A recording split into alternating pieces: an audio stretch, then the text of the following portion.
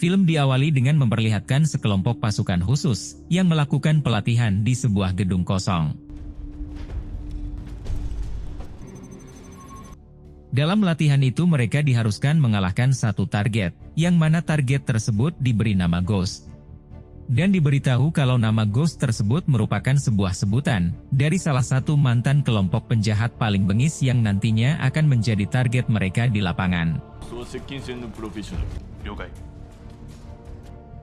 Namun sayangnya di tengah latihan itu tiba-tiba saja seorang pria misterius muncul, lalu menghabisi para pasukan dengan menggunakan karambit.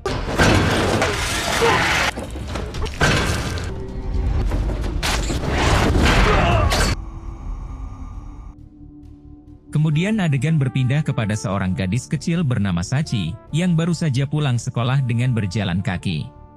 Saat itu, Sachi tak sengaja melihat seekor kucing mati yang tergeletak, karena tertabrak oleh sebuah kendaraan. Sachi yang melihat hal tersebut pun secara langsung membawa bangkai kucing tersebut, lalu menguburnya secara layak di dekat pantai. Setelah itu Sachi pun melanjutkan pergi ke toko sembako, di mana toko tersebut dimiliki oleh seorang pria bernama Toshiro. Dan diketahui kalau selama ini Sachi dibesarkan oleh Toshiro, karena kedua orang tua Sachi dikabarkan telah lama meninggal. Tak lama dari itu Toshiro pun mengajak Sachi makan malam, di sebuah warung milik temannya yang bernama Suno. Lalu setelah makan mereka berdua pun tidur di apartemennya, namun baru-baru ini Toshiro mengalami insomnia, karena memikirkan tentang masa lalunya sebagai pasukan khusus yang kejam. Dan ternyata, Toshiro ini adalah salah satu pasukan elit khusus kelas internasional, yang disebut sebagai Ghost. Lalu karena bayang-bayang masa lalunya Toshiro pun memutuskan untuk membuka toko, untuk mencari kesibukan agar tidak mengingatnya. Namun hal tersebut malah sia-sia saja, bayang-bayang masa lalunya selalu muncul meskipun ia sedang sibuk dan beraktivitas. Keesokan harinya Toshiro sengaja pergi ke seorang dokter, untuk berkonsultasi mengenai keluhan yang akhir-akhir ini sering ia alami. Di sana Toshiro pun mengatakan kalau gangguan ini sudah muncul sejak 7 hari, di mana ia sering memikirkan tentang pembunuhan yang ia lakukan saat menjadi pasukan khusus elit. Namun bukannya merasa bersalah atau menyesali hal itu, Toshiro malah mengaku kalau setiap dirinya melakukan pembunuhan di masa lalu, maka perasaannya akan menjadi lebih tenang. Tak lama setelah itu saat jam istirahat, Toshiro pun mengajak Sachi untuk menemui temannya yang sedang dirawat di sebuah rumah sakit. Di mana kalau temannya ini bernama Kenichi, yang merupakan rekan Toshiro saat masih menjadi pasukan elit khusus dulu. Namun pada suatu misi Kenichi harus mengalami cedera yang cukup parah, sehingga ia harus dirawat di rumah sakit sampai saat ini.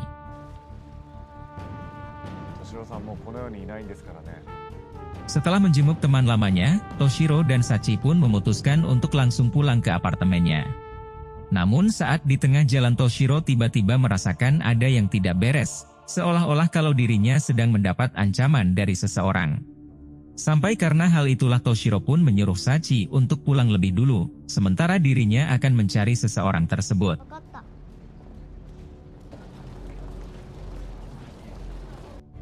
Kemudian saat Toshiro tiba di sebuah tempat penyeberangan, ia melihat seorang pria kurus berjas yang ia yakini sebagai ancaman. Lalu saat itu juga Toshiro tiba-tiba ditodong oleh seorang wanita, namun untungnya Toshiro berhasil memelintir kepala si wanita sampai wafat saat itu juga. Dan meski pria itu terus menembaki Toshiro, namun Toshiro mampu menghindari setiap peluru yang ditembakkan, sampai menghabisi pria itu hanya dengan sebuah pulpen. Pada malam harinya di sebuah kedai malam, terlihat seorang pria bengis yang bernama Phantom. Saat itu, Phantom dengan tegas menyuruh anak buahnya yang bernama Casper untuk memburu Ghost atau Toshiro. Dan diberitahu kalau Phantom ini adalah seorang mantan jenderal yang menciptakan organisasi kejahatan internasional tersebut. Yang mana Toshiro adalah salah satu anggota terbaiknya, sehingga alasan Phantom memburunya karena Toshiro telah melakukan pengkhianatan. Di mana 3 tahun yang lalu Toshiro diperintahkan Phantom untuk menculik anak-anak yang nantinya akan dilatih untuk menjadi penjahat. Namun karena Toshiro tahu ia tidak mau melakukan hal tersebut, dan ia malah merawat salah satu anak yaitu Sachi, yang saat itu seharusnya Toshiro culik. Di tempat lain ketika Toshiro sedang makan bersama Sachi, tiba-tiba ia kembali merasakan ancaman untuk yang kedua kalinya. Lalu saat Toshiro pamit untuk kembali ke toko sembakonya, tiba-tiba ia diserang oleh anak buah Phantom, yang penampilannya sama sekali tidak mencurigakan.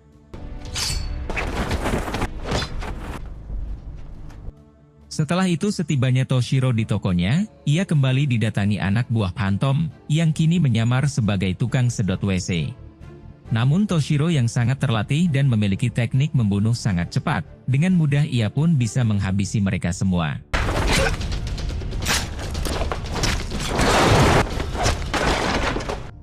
Tak lama kemudian Toshiro didatangi oleh 2 orang suruhan Kenichi yang sengaja ditugaskan untuk membantu Toshiro.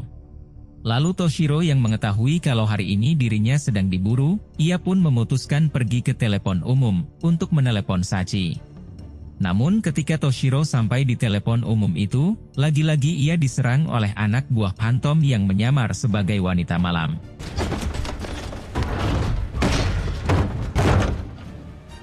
Setelah menghabisi wanita tersebut, Toshiro pun menghubungi Sachi, lalu memintanya untuk menginap di rumah Suno. Kemudian Toshiro melanjutkan menemui Kenichi, untuk menanyakan tentang pengalaman dan kehebatan dari 2 orang suruhannya itu. Saat itu, Kenichi memberitahu kalau pria yang berambut keriting panjang bernama Max, yang merupakan seorang veteran yang berpengalaman. Sementara yang satunya lagi bernama Masuro, dan ia masih amatiran dalam bidang seperti ini.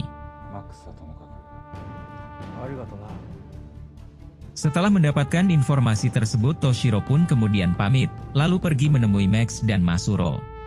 Yang mana saat itu mereka sedang membuat senjata tajam, untuk melawan dan menghabisi pasukan Phantom.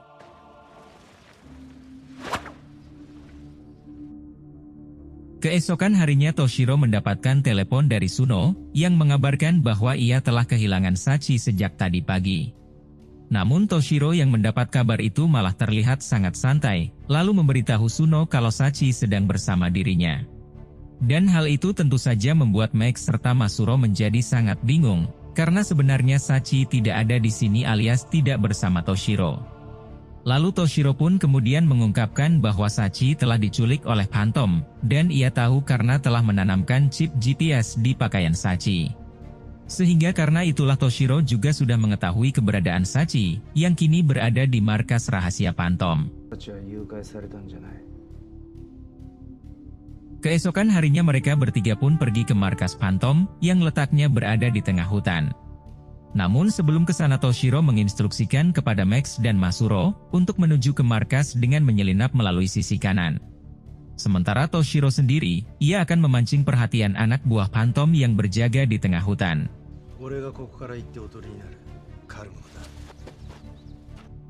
Setelah dirasa cukup paham, Toshiro pun mulai menghabisi para penjaga, sedangkan Max dan Masuro menuju ke markas secara diam-diam. Saat itu karena anak buah Phantom terlalu banyak, Toshiro pun sengaja menembakkan pistol untuk memancing para musuh menuju ke arahnya. Sampai ketika anak buah Phantom mulai berdatangan, dengan cepat Toshiro pun menghabisi mereka satu persatu.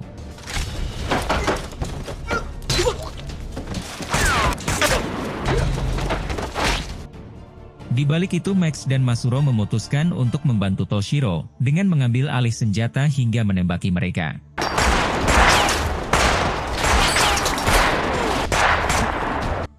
Di tengah pertempuran tiba-tiba sosok pria misterius di awal film muncul, lalu membunuh para anak buah Phantom dengan sangat sadas.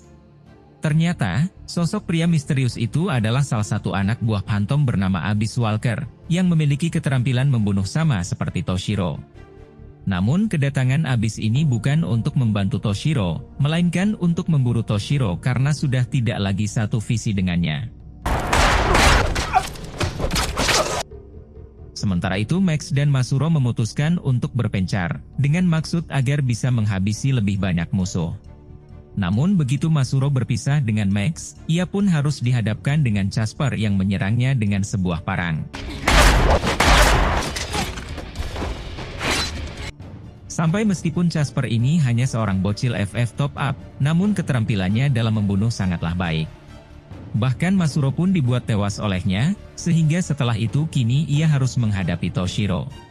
Namun karena Toshiro adalah seorang mantan pasukan elit berjuluk Ghost, dengan mudah ia pun bisa menghadapi Casper.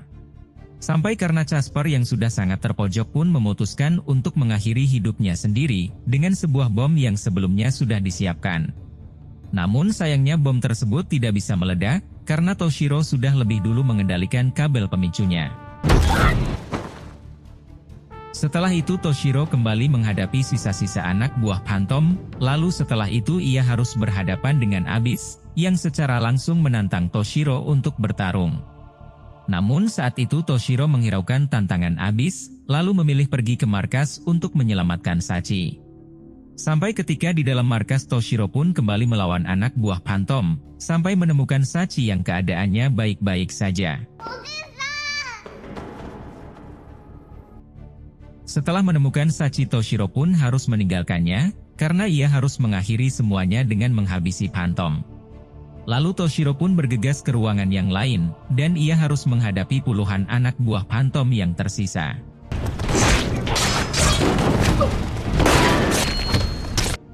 Di tengah pertempurannya Toshiro kembali bertemu dengan Abyss, sehingga mau tak mau Toshiro pun harus menerima tantangan duel darinya. Namun karena Toshiro adalah pemeran utama dalam film ini, dengan keahliannya ia pun berhasil mengalahkan Abyss.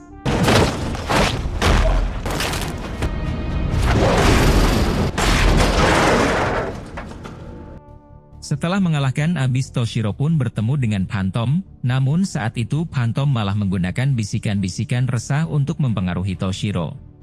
Sampai ketika Toshiro yang telah terhipnotis dengan bisikan tersebut, Phantom mengambil kesempatan itu untuk mengakhiri Toshiro dengan belati. Namun ketika belati itu menempel di leher Toshiro, seketika saja Toshiro tersadar dan langsung membunuh Phantom dengan gerakan yang sangat cepat. Namun sayangnya pergerakan Toshiro sendiri malah membuat lehernya tergores oleh belati itu, sehingga membuat Toshiro mengalami pendarahan lalu meninggal.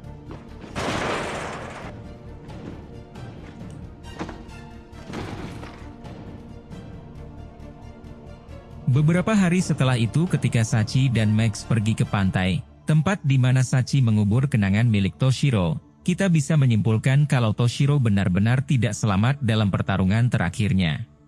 Namun begitu Max dan Sachi pergi meninggalkan pantai itu, terlihat seorang pria yang sedang sebat, dan ternyata pria itu adalah Toshiro yang masih hidup. Lalu, film pun tamat.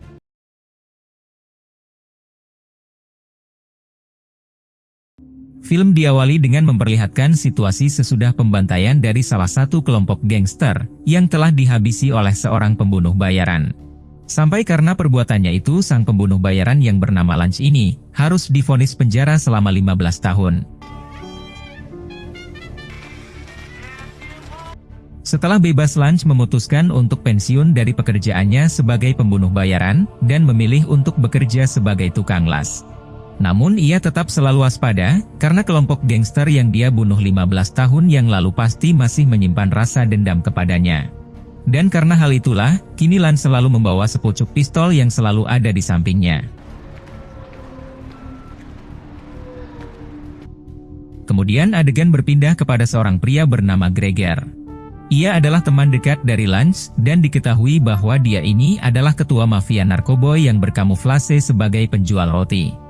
Pada suatu hari Gregor berpura-pura mengantarkan pesanan, yang ternyata dia ini akan melakukan transaksi dengan bandar narkoboy di sana. Lalu setelah melakukan transaksi, semua narkoboy itu mereka selundupkan di bagian bawah mobil mereka. You stick to the speed limit, use a double count, make sure he's not trying to short us. Keesokan harinya Gregor bertemu dengan seorang pria bernama Vladimir.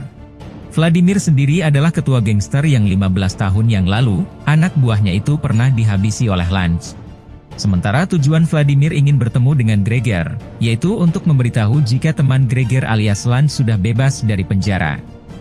Ia juga mengatakan, jika Lance ingin hidup bebas dan damai, maka dia harus menjalankan misi untuknya, yaitu membantai salah satu kelompok gangster yang bernama Arya Bersaudara.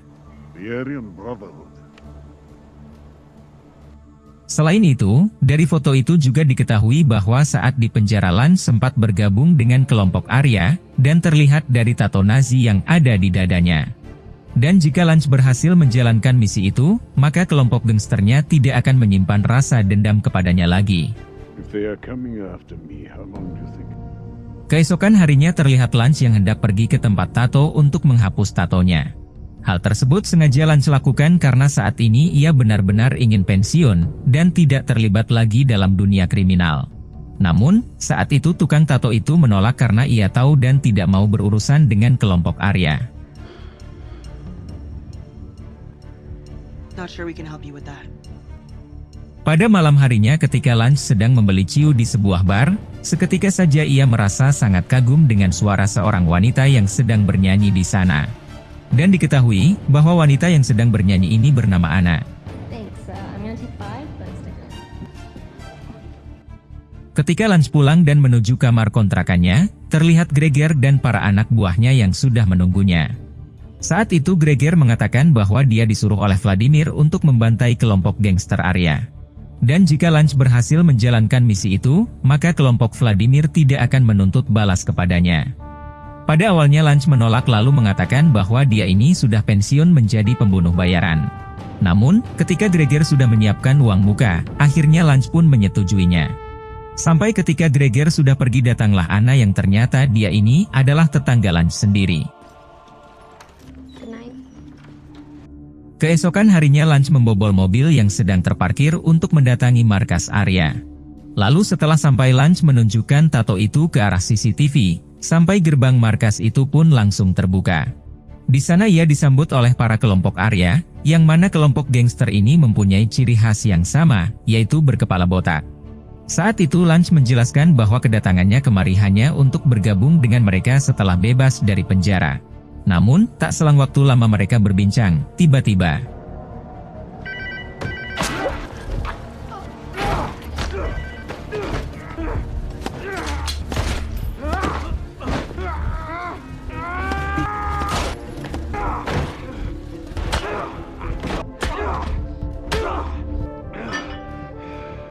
setelah berhasil membantai mereka semua, tanpa Lance sadari ternyata ada seorang bocil yang menyaksikan kejadian itu.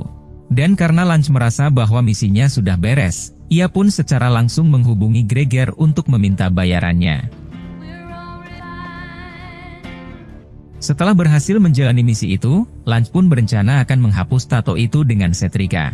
Sampai karena Lance tidak ingin tegang dan untuk meringankan rasa sakitnya, ia pun meminum ciu itu sebanyak mungkin, lalu langsung menyetrika dadanya.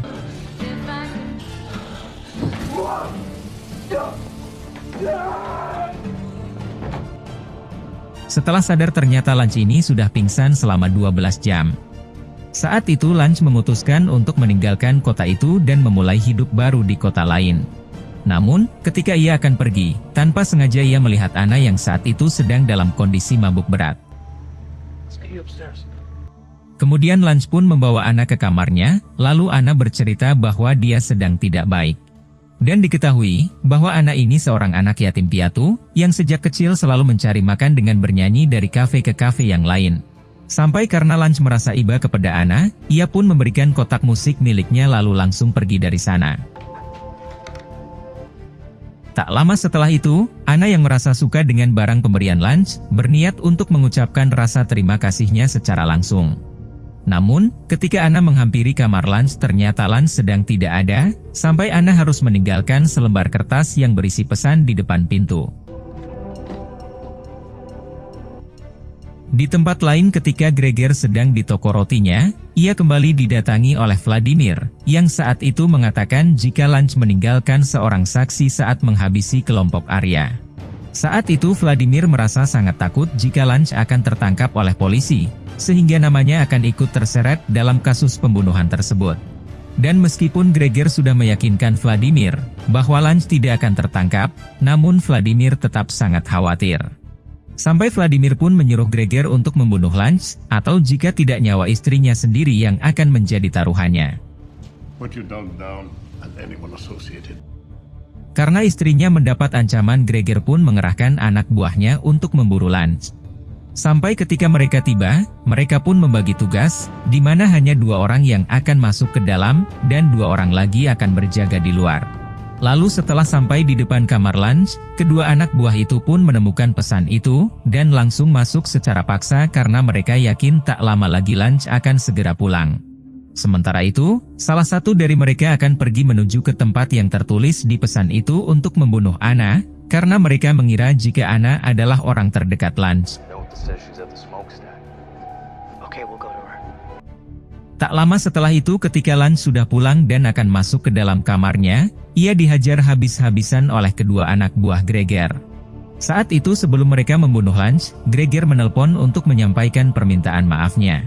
Namun secara kebetulan, Lance melihat isi pesan dari Anna yang sudah tergeletak di lantai. Sampai karena hal itulah kini Lance berusaha melawan untuk menghabisi mereka semua.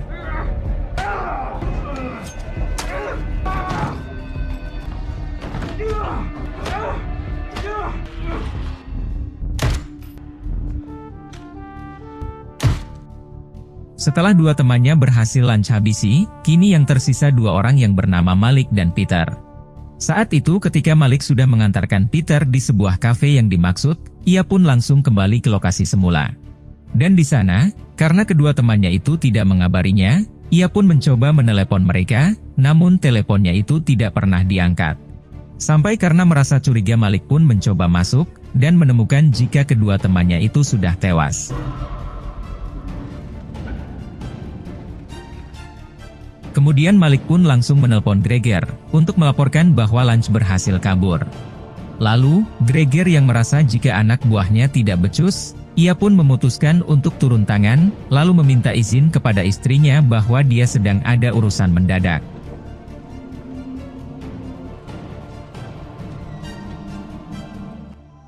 Di tempat lain ketika Lance sudah sampai di kafe yang dimaksud, ia melihat ada Peter anak buah Gregor yang sedang menunggu Anna. Di sana ia pun secara langsung menghampirinya lalu mengatakan jangan mencampuri urusannya jika ingin selamat. Namun, saat itu Peter tidak takut dengan ancaman Lance, sampai Lance harus mengajaknya untuk berduel di kamar mandi.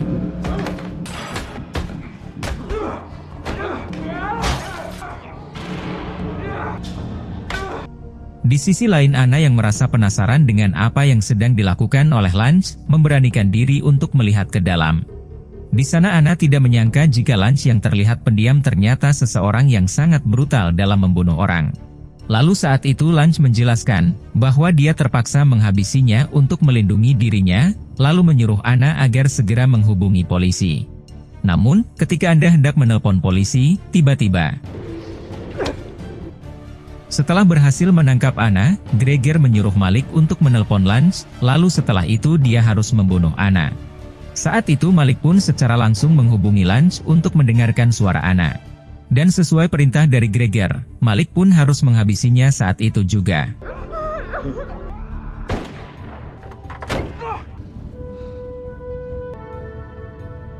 Tak lama setelah itu Malik pun dijemput oleh Gregor untuk memburu Lance bersama.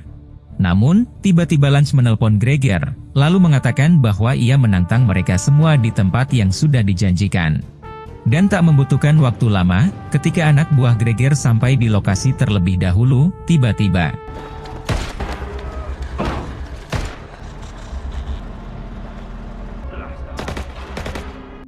setelah melihat ada satu orang yang tergeletak di sana, Gregor memastikan jika orang itu adalah Lance. Namun saat Gregor memeriksanya, ternyata orang itu bukan Lance.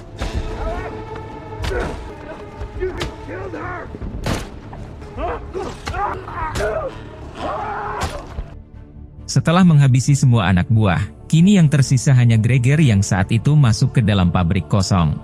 Dengan segera Lance pun mencoba mengejar dan mencari Gregor yang saat itu sedang bersembunyi.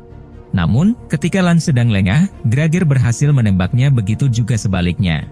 Sampai karena hal itulah kini mereka berdua pun sama-sama terluka.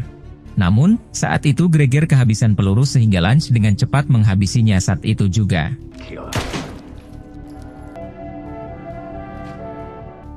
Di tempat lain terlihat Anna yang ternyata masih hidup. Dan hal tersebut mungkin saja tembakan si Malik itu meleset atau bagaimana, tapi yang jelas Anna berhasil selamat. Di sana Anna terlihat sangat marah kepada Lance, sampai ketika ia membanting kotak musik pemberian Lance, ia sangat terkejut karena ternyata kotak musik itu berisi banyak gepokan uang. Lalu, film pun tamat.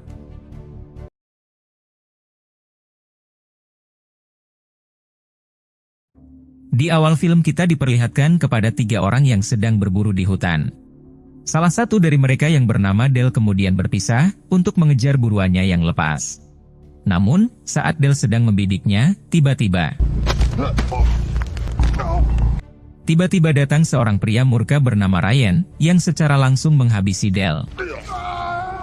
Ternyata hal tersebut sengaja Ryan lakukan, karena Del adalah salah satu pelaku yang terlibat dalam pembunuhan keluarganya beberapa tahun yang lalu. Kemudian Ryan pun pergi ke sebuah kota kecil di Washington yang bernama Hope. Dan diketahui, jika kota tersebut adalah kota berbahaya, yang dikuasai oleh kelompok gangster paling kejam di Amerika. Saat Ryan sedang membeli keperluan di minimarket, ia bertanya kepada seorang pelayan bernama Kirby, apakah di sini ada sebuah penginapan. Lalu, Kirby pun menjawab, jika di daerah sini hanya ada satu penginapan dan letaknya berada di ujung jalan ini. Yeah, there's a motel down the street. Di tempat lain terlihat para polisi yang sedang mengatur strategi untuk memburu seorang penjahat bernama Del. Lalu tak lama setelah itu, datang seorang polisi lainnya yang memberitahukan bahwa Del sudah ditemukan, namun dalam keadaan tewas. Sementara itu, terlihat Ryan yang baru saja sampai di penginapan, dan sedang dilayani oleh pemilik penginapan yang bernama Darcy. Saat itu Darcy bertanya kenapa ada orang asing yang berani datang ke kota ini. Lalu Ryan pun menjawab, jika ia sengaja datang karena ada urusan yang benar-benar harus diselesaikan.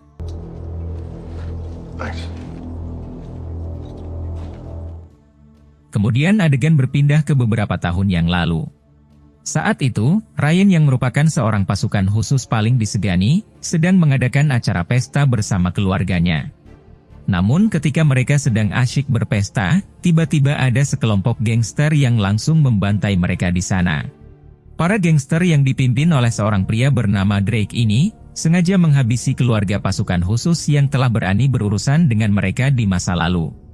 Dan saat itu, Drake mengira jika semua orang termasuk Ryan, sudah berhasil ia habisi. Kembali lagi ke masa kini, di mana saat itu terlihat salah satu gangster akan menghabisi seekor anjing. Namun, saat ia akan menghabisinya, tiba-tiba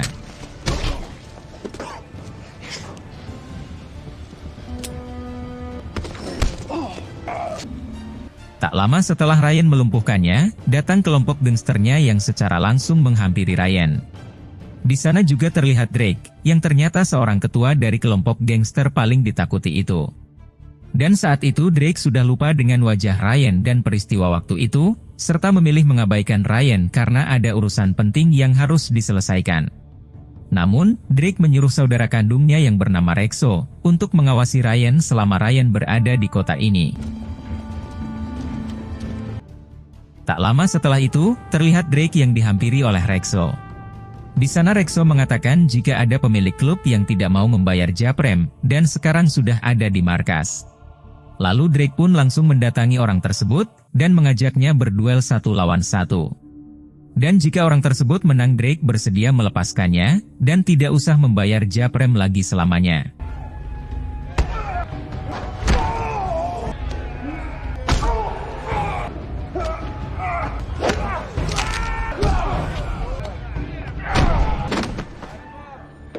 Ternyata duel tersebut dimenangkan oleh Drake, sehingga orang itu harus tetap membayar japrem kepadanya. Pada malam harinya, Rexo mendatangi penginapan Darcy untuk menanyakan keberadaan Ryan. Saat itu, Darcy mencoba menutupinya dan tidak mempedulikan ancaman Rexo yang akan menghabisinya. Namun tak lama saat Darcy diancam, tiba-tiba Ryan datang dan langsung menghajar Rexo.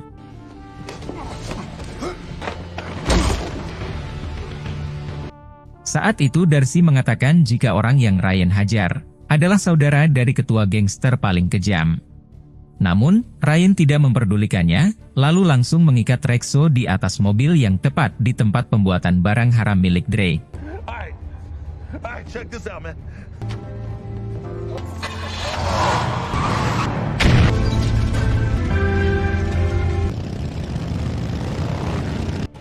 Tak lama setelah itu terlihat Drake dan anggotanya yang datang ke tempat itu.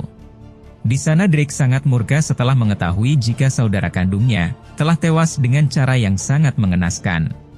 Sementara itu, terlihat juga Sheriff dan anak buahnya yang datang ke lokasi, namun mereka diancam oleh Drake yang akan menghabisinya jika Sheriff mencampuri urusannya.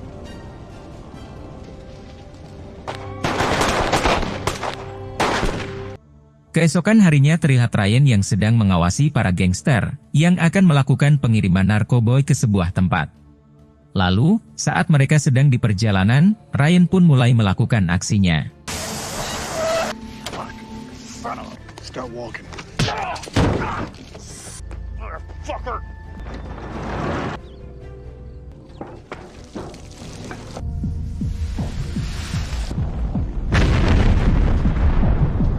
Setelah itu salah satu anak buah mengabari Drake jika ada satu mobil hancur yang membuat kerugian yang sangat banyak. Yang jelas saja membuat Drake menjadi murka, lalu menyuruh anak buah itu untuk mencari tahu siapa yang berani melakukannya. Cops! No, not cops. Pada siang harinya terlihat Kirby yang dibawa oleh anak buah Drake untuk menghadap Drake. Saat itu Drake menyuruh Kirby untuk mencari tahu siapa sebenarnya Ryan dan apa tujuannya datang ke kota ini. Dan jika Ryan terbukti macam-macam dengannya, maka Drake tidak akan segan-segan untuk menghabisi Ryan. Where he goes, what he does, who he is. You know everything that goes on. Saat itu juga Kirby pun mencoba menyelinap masuk ke dalam mobil Ryan, namun berhasil dipergoki oleh Ryan. Kemudian Kirby yang terlihat takut kepada Ryan, mencoba mengalihkan pembicaraan dengan mengajak Ryan minum di rumahnya. Lalu setelah Kirby mengajak Ryan ke rumahnya, Ryan mencoba menanyakan kenapa Kirby menyelinap ke dalam mobilnya.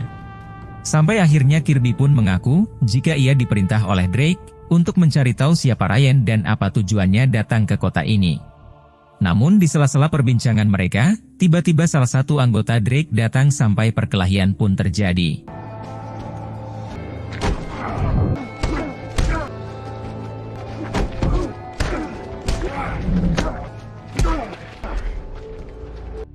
Sampai akhirnya Ryan pun berhasil memberi pelajaran kepada anak buah Drake. Sementara di sisi lain, terlihat Drake yang sedang bersama Sheriff untuk mencari tahu siapa Ryan sebenarnya. Lalu Sheriff yang memang sudah mengetahui identitas Ryan pun mengatakan, jika Ryan adalah mantan pasukan khusus paling bengis, yang sengaja keluar setelah keluarganya ada yang membantai. What you always do. Malam harinya ketika Kirby sedang tidur, tiba-tiba ia didatangi oleh Drake dan anak buahnya. Di sana Drake yang kesal karena Kirby tidak bisa diandalkan, tanpa pikir panjang langsung menghabisinya. Keesokan harinya Ryan yang mengetahui jika Kirby telah tewas dihabisi Drake, secara langsung bergegas ke salah satu klub milik Drake. Lalu sesampainya di sana, Ryan pun melakukan aksinya dan menghajar semua anak buah Drake yang ada di sana.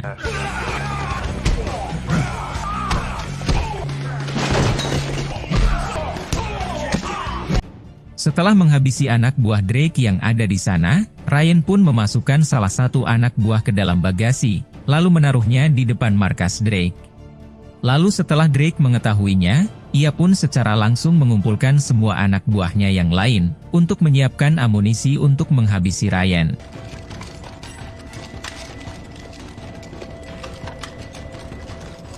Pada malam harinya terlihat Darcy yang memegang senjata, karena ia menyadari ada sesuatu yang tidak beres. Ternyata, di luar sudah banyak anak buah Drake yang saat itu akan menghabisi Ryan di sana. Lalu Ryan yang juga sudah mengetahuinya, secara langsung menyuruh Darcy untuk bersembunyi, dan memintanya untuk mematikan lampu. Sampai ketika anak buah Drake sudah masuk, tiba-tiba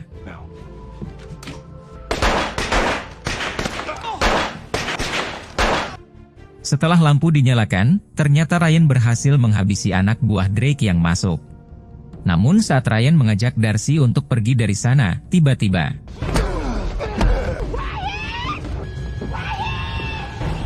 setelah itu Ryan dan Darcy dibawa oleh mereka ke markas Drake. Di sana Drake mengatakan jika sebelum ia menghabisi Darcy, ia akan lebih dahulu menjelajah di ladang pertanian Darcy. Sementara Ryan, ia akan segera dihabisi oleh salah satu anak buahnya. Sampai di satu kesempatan Ryan berhasil melepaskan ikatannya, lalu menghajar balik orang tersebut. Namun saat masuk ke satu ruangan, Ryan tak sengaja berpapasan dengan anak buah Drake yang lain, sampai baku hantam pun harus terjadi di sana.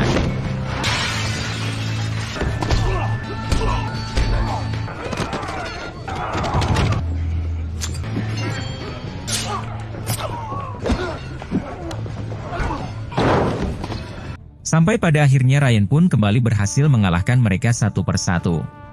Lalu Ryan langsung mencari Darcy, dan menemukan Darcy yang kala itu sedang disekap di suatu ruangan. Namun, saat Ryan akan membawa Darcy pergi, tiba-tiba saja Drake muncul di sana. Saat itu Ryan menyuruh Darcy untuk pergi, sementara ia akan menangani dan menghabisi Drake. Lalu di sana, akhirnya Drake sudah ingat, jika Ryan adalah seorang pasukan khusus yang keluarganya telah ia bantai beberapa tahun yang lalu. Kemudian Drake juga bertanya, apakah Ryan yang telah menghabisi Rexo saudaranya? Dan tentu saja Ryan pun mengiyakan hal tersebut, sampai duel antara mereka pun terjadi di sana.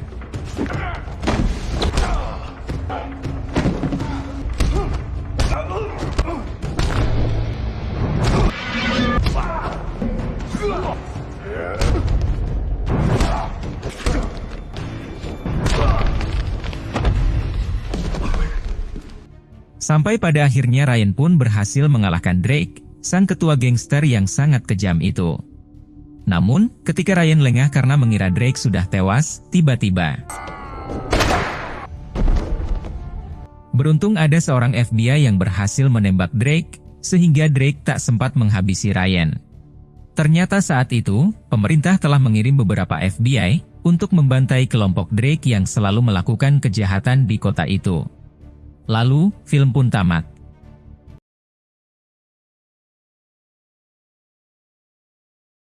Film diawali dengan memperlihatkan dua orang pria bernama Beckman dan Rocky yang sedang berduel satu lawan satu. Diketahui kalau kedua orang ini adalah pembunuh bayaran paling berbahaya yang saat itu sedang berseteru. Di mana saat ini Beckman berniat ingin pensiun dari pekerjaannya sebagai pembunuh bayaran, namun organisasinya malah menganggap jika Beckman sebagai pengkhianat. Lalu mereka mengirim Rocky untuk menghabisi Beckman, namun beruntung Beckman lah yang lebih dulu menghabisi Rocky.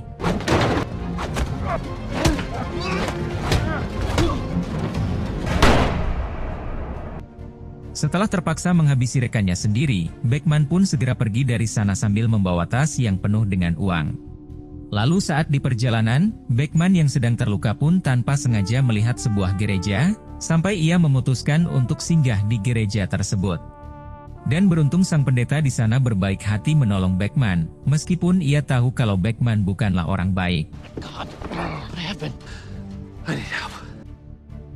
Singkat cerita, Beckman pun berhasil diselamatkan dan diberikan beberapa nasihat agar hidup Beckman menjadi lebih baik.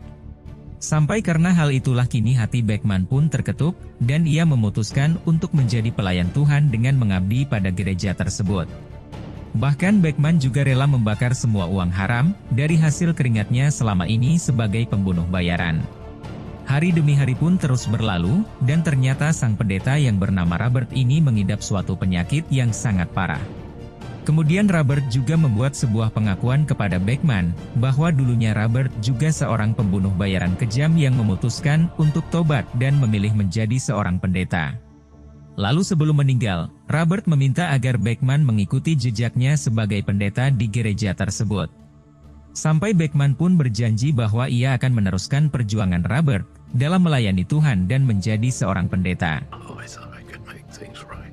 I killed a lot of men. Singkat cerita, Robert pun akhirnya dimakamkan, dan Beckman resmi menjadi satu-satunya pendeta di gereja tersebut.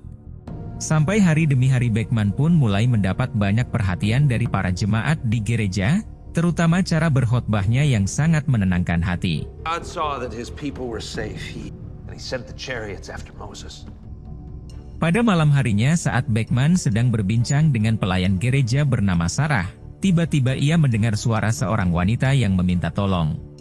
Wanita ini sendiri bernama Tabitha, yang dengan raut wajah ketakutan ia memohon agar diizinkan untuk tinggal sementara di gereja tersebut. Saat keadaan Tabitha sudah tenang, Beckman pun lantas bertanya tentang apa yang membuatnya menjadi begitu ketakutan. Namun saat itu Tabitha enggan menceritakannya, dan beralasan jika ia ingin melupakan kejadian yang membuatnya menjadi ketakutan seperti ini. Sementara Beckman yang pada awalnya ingin tahu, ia pun mengatakan jika ia akan tetap menerima baik kehadiran Tabitha di gereja tersebut tanpa harus tahu seperti apa masa lalu Tabitha. Just wait.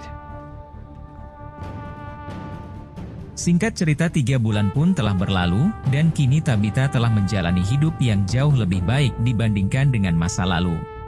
Bahkan Beckman sudah menganggap Tabitha sebagai anak kandungnya sendiri, sampai ketika khotbah Tabitha lantas bernyanyi di depan para jemaat gereja. Lalu seorang pemuda bernama Tommy diam-diam merekam penampilan Tabitha, untuk nantinya akan ia unggah ke akun sosial medianya. Dan tentunya tanpa izin dari Tabitha, dan hal tersebut juga akan menjadi awal dari malapetaka bagi Tabitha dan juga Beckman. Nothing's wrong. Pada malam harinya saat Tabitha dan Sarah sedang berkumpul, tiba-tiba sekelompok mafia mendatangi gereja tersebut dengan membawa paksa Tommy. Diketahui kalau kelompok mafia ini diketuai oleh seorang pria bernama Rese, dan mereka menjalankan bisnis perdagangan para gadis-gadis muda. Dan Tabitha ini adalah korban mereka yang berhasil melarikan diri, dan tujuan mereka datang tak lain untuk mengajak Tabitha kembali ke markas. Namun karena saat itu Tabitha menolak, Resi pun menjadi murka lalu menghabisi Sarah dan memukul Beckman sampai tak sadarkan diri. Sampai akhirnya mereka pun berhasil membawa Tabitha secara paksa dan kembali ke markas mereka.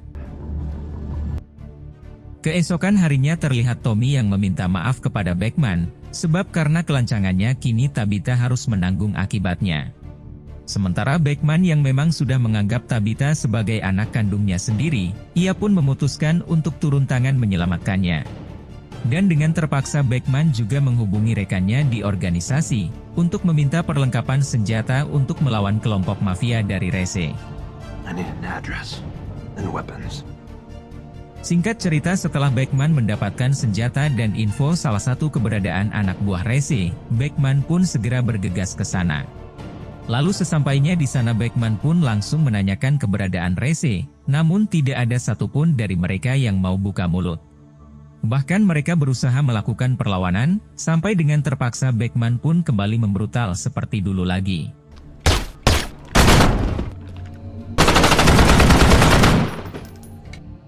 Setelah berhasil menghabisi mereka, Beckman lantas mengambil ponsel salah satu dari mereka untuk melacak keberadaan Rese. Namun pada saat yang sama, Beckman mendengar suara rintihan seorang gadis dari dalam sebuah ruangan, yang ternyata gadis itu adalah salah satu korban Rese yang disekap di sana. Kemudian Beckman pun menghubungi polisi, lalu melanjutkan mencari keberadaan dari Rese. Lalu saat di tengah perjalanan, Beckman mendapat petunjuk tentang keberadaan Rese dari seorang wanita bernama Janice. Lalu sesampainya Beckman di sana, ia pun langsung menodongkan pistol sehingga membuat suami Janice terkejut dan tidak menyangka kalau istrinya merupakan kaki tangan seorang mafia. Tanpa banyak kata Beckman pun langsung bertanya tentang di mana keberadaan Tabitha. Sementara Janice yang tak mau kalau keluarganya kenapa-napa, ia pun mengatakan kalau Tabitha disekap di markas Rese. Lalu Beckman memaksa Janice dan sang suami untuk mengantarkannya ke markas tersebut, dan sampai saat ini suami Janice masih tidak percaya kalau istrinya berhubungan dengan kelompok mafia. Sampai ketika di tengah perjalanan, Janice berusaha kabur, akan tetapi Beckman berhasil menggagalkan upayanya. Namun saat Beckman ingin mengambil ponsel Janice, tiba-tiba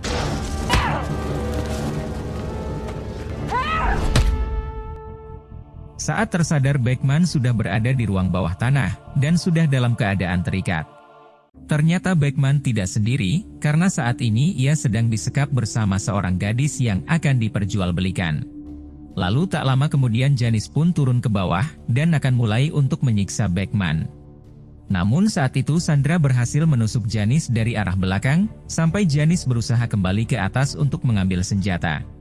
Dan di saat itulah gadis ini melepaskan ikatan tangan Beckman, kemudian ia bergegas naik ke atas dan mendapati jika Janice telah tewas. Lalu tak lama ponsel Janice berbunyi, dan ternyata itu telepon dari Rese, yang mengatakan kalau ia sudah tahu siapa Beckman sebenarnya.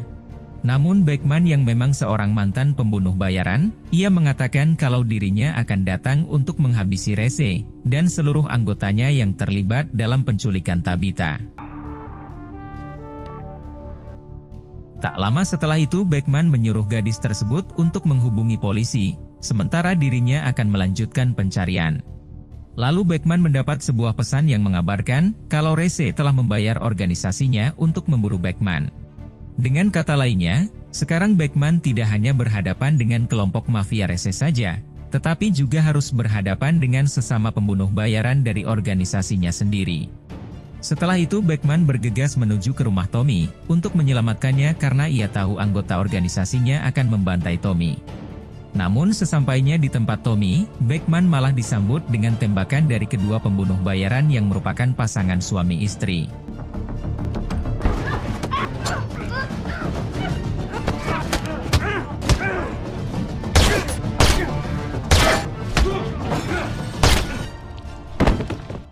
Saat itu Tommy yang melihat kebrutalan Beckman dalam membunuh, ia sama sekali tidak menyangka kalau Beckman yang ia kenal sebagai pendeta, ternyata sangat pro dalam hal ini.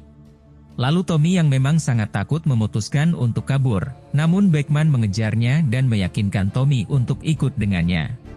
Saat di lampu merah terlihat seorang pria bernama Nakamoto, menatap ke arah Beckman dengan tatapan yang mengancam. Saat itu Beckman tahu kalau pria tersebut adalah rekannya dulu, yang satu organisasi dalam lembaga pembunuh bayaran. Kemudian Beckman memancing Nakamoto untuk mengikutinya ke tempat sepi, lalu menyuruh Tommy bersembunyi sementara ia akan menghadapinya.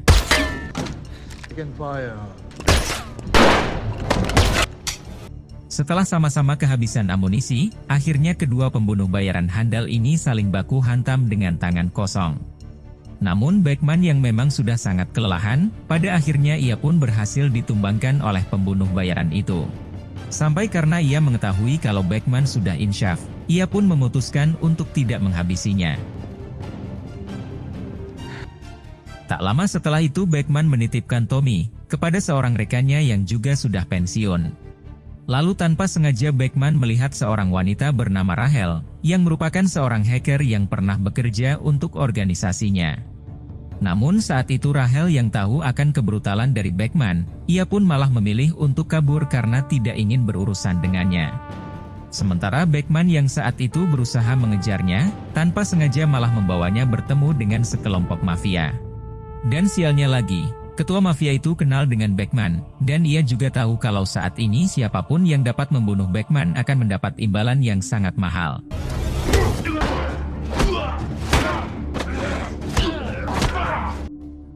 Namun nyatanya Beckman yang memang sang mantan pembunuh bayaran, dengan mudah membantai mereka semua. Lalu ia mencoba mendatangi Rahel yang bersembunyi, lalu mengatakan kalau ia tidak akan membunuh Rahel asalkan Rahel mau membantu Beckman melacak keberadaan Rese. Sampai pada akhirnya Rahel pun percaya, dan ia mau membantu Beckman. Namun setelah cukup lama Rahel masih belum bisa melacak keberadaan Rese, namun berhasil melacak alamat sebuah restoran milik kaki tangan Rese. Good news. Sesampainya di restoran tersebut, Beckman sempat dilarang masuk oleh si penjaga, sehingga dengan terpaksa Beckman membungkamnya. Saat itu tangan kanan Rese yang sedang menerima tamu penting, ia pun membawa Beckman ke ruangannya. Di ruangan itu juga terlihat seorang gadis yang telah dipakai secara paksa oleh tamu si tangan kanan, dan karena tidak ingin Beckman mengamuk, si tangan kanan langsung mengatakan di mana alamat markas Rese. Namun ketika Beckman melihat ada foto Tabitha di ruangan itu, ia pun menjadi murka lalu membantai si tangan kanan tanpa ampun. Kemudian adegan berpindah dan memperlihatkan Rese, yang ternyata adalah seorang pemimpin sekte sesat. Di mana selama ini, ia menjadikan para gadis tak berdosa sebagai tumbal dalam sektenya. Lalu saat Rese akan memulai ritual, tiba-tiba saja Beckman muncul dan langsung menodongkan senjatanya. Saat itu Rese memohon agar Beckman tak menghabisinya, lalu mengatakan kalau saat ini Tabitha sedang dikurung di sebuah peternakan kuda, dan mungkin saja Tabitha masih hidup asalkan Beckman datang tepat waktu untuk menyelamatkannya. Lalu sesampainya di sana Beckman langsung berusaha mengeluarkan Tabitha, yang saat ini sedang dikunci di dalam sebuah tong. Beruntung Beckman berhasil menyelamatkan Tabitha tepat waktu, lalu sesegera mungkin bergegas meninggalkan tempat tersebut. Sementara Rese yang sedang melakukan ritual, tiba-tiba ia ditembak mati oleh seseorang, yang ternyata orang itu adalah Nakamoto yang dibayar oleh seseorang untuk membantai si bos mafia tersebut. Lalu, film pun tamat.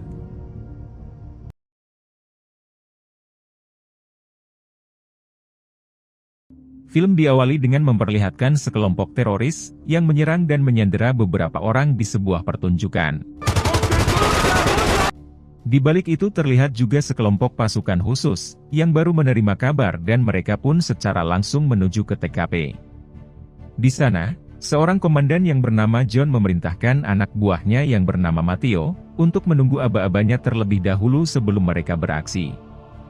Sementara para teroris yang sangat bengis itu, mereka melakukan siaran live dan meminta uang tebusan apabila mereka ingin para sandera itu dibebaskan. Bahkan si ketua teroris yang memang tidak memiliki hati nurani itu, ia menghabisi salah satu sandera di hadapan para sandera lainnya dengan sadas. Sampai karena hal itulah kini kelompok pasukan khusus itu pun segera bertindak cepat, sebelum mereka melakukan aksi gila dan menghabisi sandera yang lainnya.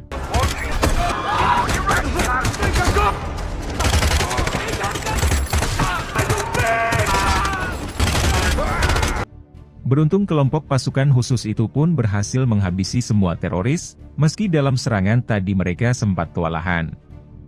Namun sayangnya John harus tewas karena ia terkena tembakan, dan ternyata salah satu dari sandera itu telah bekerja sama dengan para teroris tersebut. Sampai karena hal itulah kini Matteo pun menjadi sangat murka, lalu tanpa basa-basi ia langsung menghabisinya.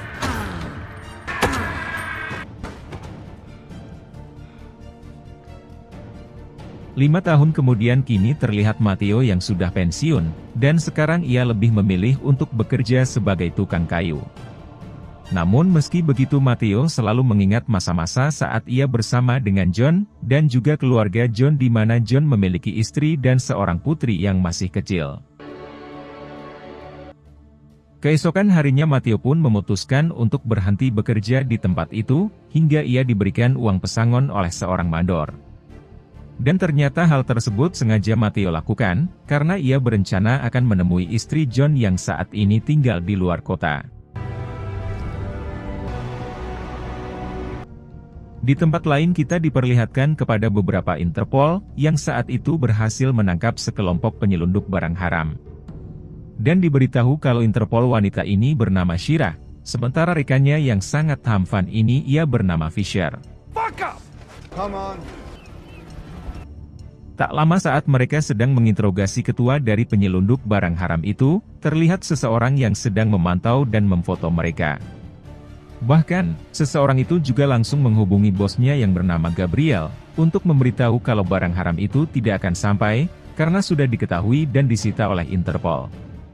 Dan diberitahu kalau Gabriel ini adalah sesepuh dari mafia paling ditakuti, yang memiliki bisnis penyelundupan berbagai barang haram. Di balik itu terlihat Matteo yang baru saja tiba di rumah istrinya John, dan ia disambut oleh anaknya John yang bernama Angie. Hingga tak lama setelah Matteo di sana terlihat istrinya John yang menghampiri, dan secara langsung memeluk Matteo untuk melepas rasa rindu. Saat di dalam rumah istri John yang bernama Helena ini bertanya, tentang kabar Matteo dan kenapa Matteo bisa menghilang selama ini.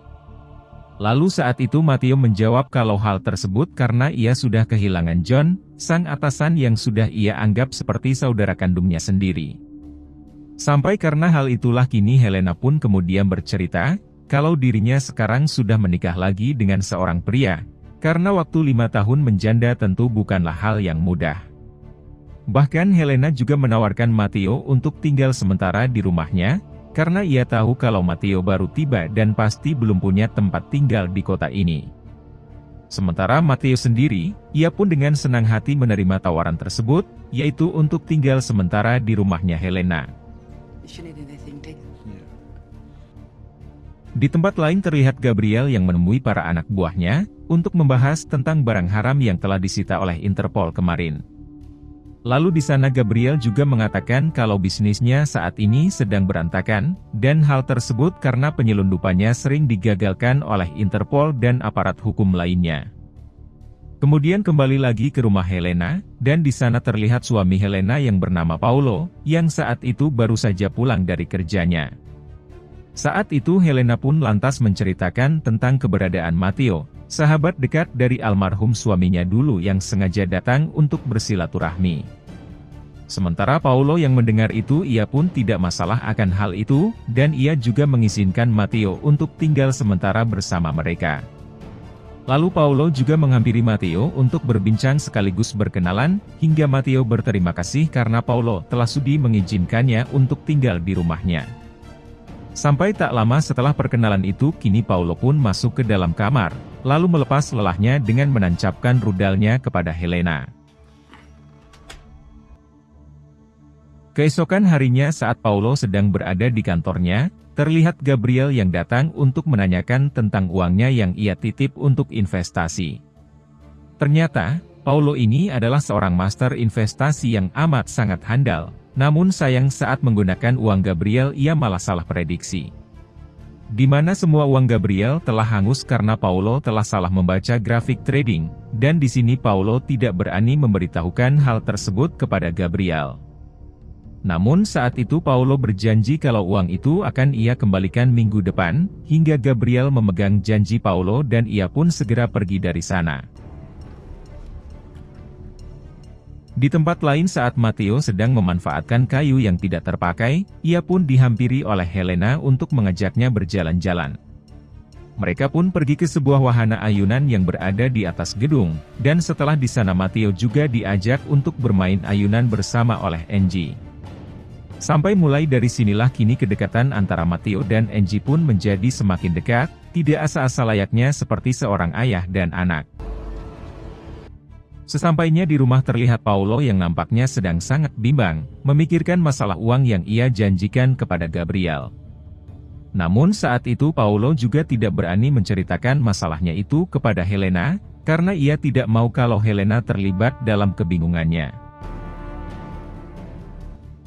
Singkat cerita waktu yang dijanjikan oleh Paulo pun telah tiba, hingga Gabriel menelpon untuk menagih tentang uang yang sudah Paulo janjikan minggu lalu.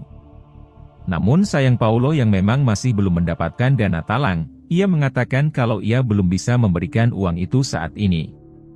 Sampai karena hal itu kini Gabriel pun menjadi sangat murka, lalu memerintahkan beberapa anak buahnya untuk segera melakukan sesuatu. Di tempat lain Matteo yang sedang sibuk dengan pekerjaan kayunya, ia pun dihampiri oleh Angie yang saat itu meminta Matteo untuk mengantarkannya ke sekolah. Sementara Helena sendiri ia terlihat sedang ditelepon oleh Paulo, dan Paulo mengatakan kalau malam ini ia akan terlambat pulang karena ada lembur di kantor. Okay. Tak lama setelah itu kini Matteo dan juga Helena pun sudah tiba, mengantarkan Angie ke sekolah dengan hati yang sangat gembira. Namun tiba-tiba saja Matteo diserang oleh sekelompok orang yang tidak dikenal, dan bahkan orang-orang itu berusaha akan mencelakai Angie. Sampai karena Matteo yang sudah menganggap Angie seperti anak kandungnya sendiri, ia pun berusaha melawan mereka demi melindungi Angie dan Helena. Karena kalah jumlah akhirnya Matteo pun harus kalah, sementara Angie ia berhasil dibawa pergi oleh sekelompok orang tak dikenal itu. Lalu Matteo terus berusaha mengejar mereka dengan sepeda, dan Helena mencoba menghubungi Paulo serta memberitahu kalau Angie telah diculik. Namun nampaknya saat itu Paulo terlihat tidak terlalu peduli dengan hal itu, karena mungkin ia berpikir kalau Angie hanya anak tirinya saja. Sementara Matteo yang masih berusaha mengejar para penjahat bengis itu, tiba-tiba ia terjatuh sehingga kembali harus gagal untuk menyelamatkan Angie. Kini Matteo pun harus dirawat di sebuah rumah sakit, dan dengan kondisi yang masih sakit ia berencana untuk tetap mencari Angie. Di sana terlihat juga agen Shira yang langsung melarang rencana Matteo, dan mengatakan kalau hal tersebut sangat berbahaya apabila Matteo pergi sendirian. Lalu saat itu mereka belum mengetahui siapa dan apa alasan para penjahat itu menculik Angie yang padahal mereka tidak pernah berurusan dengan siapapun. Dan ternyata, fakta di balik semua ini adalah karena kesalahan dari Paulo, yang sudah menghilangkan uang Gabriel sehingga membuat Angie harus terlibat. Namun tentu saja di sini Paulo masih tidak berani untuk mengatakan hal tersebut, dan ia malah lebih memilih untuk terus merahasiakannya. Hingga karena hal itulah Matteo yang sangat khawatir dengan Angie, ia pun tetap nekat untuk pergi mencarinya meski dalam keadaan yang masih sakit.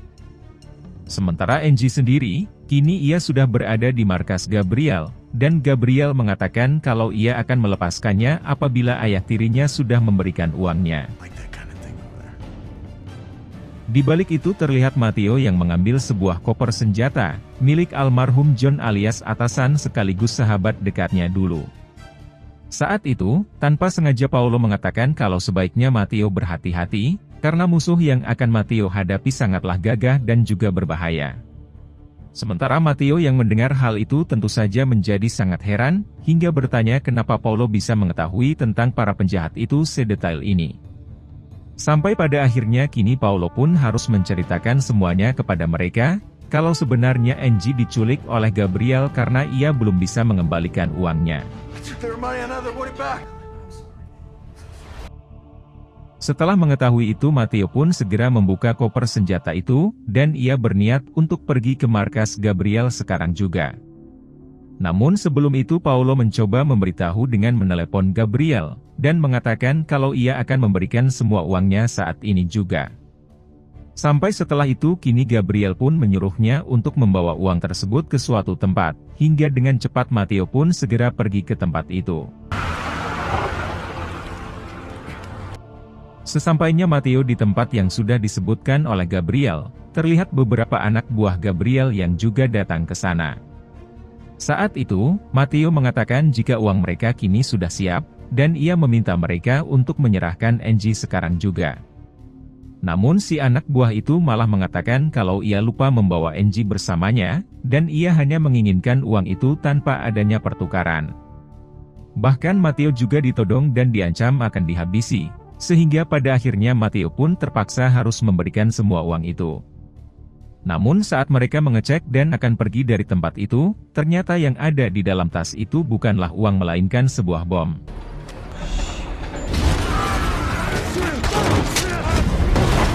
Pada akhirnya semua anak buahnya Gabriel berhasil dihabisi oleh Matteo, dan kini Matteo hanya menyisakan si anak buah botak lampu taman saja. Lalu di sana Matteo membawa paksa si bohlam itu masuk ke dalam sebuah gudang kosong, dan menanyakan di mana Gabriel menyembunyikan Angie.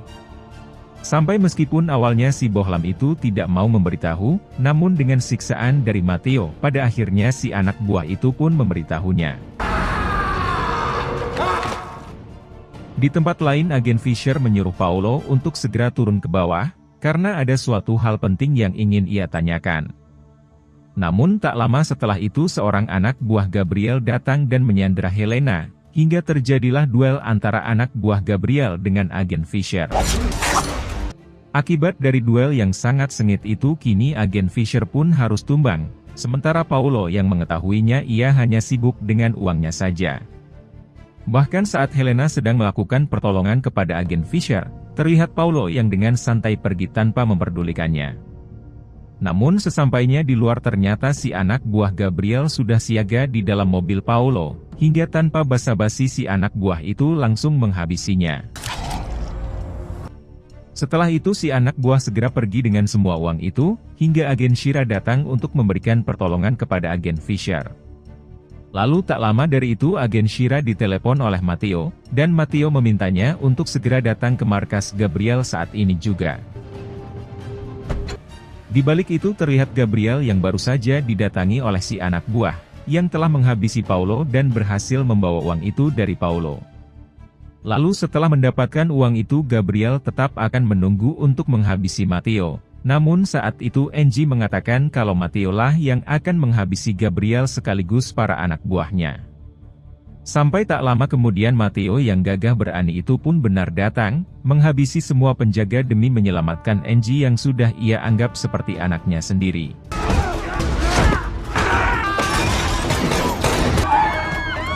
Tak lama saat pertempuran terjadi terlihat agen Shira yang datang, dan secara langsung membantu Matteo menghabisi para anak buah Gabriel.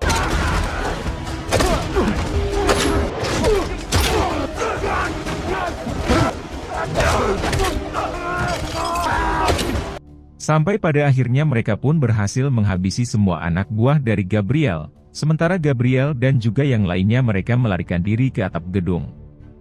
Lalu Matteo dan agen Shira yang mencoba mengejarnya, mereka harus berhadapan dengan dua tangan kanan Gabriel yang benar-benar sangat kuat dan bengis.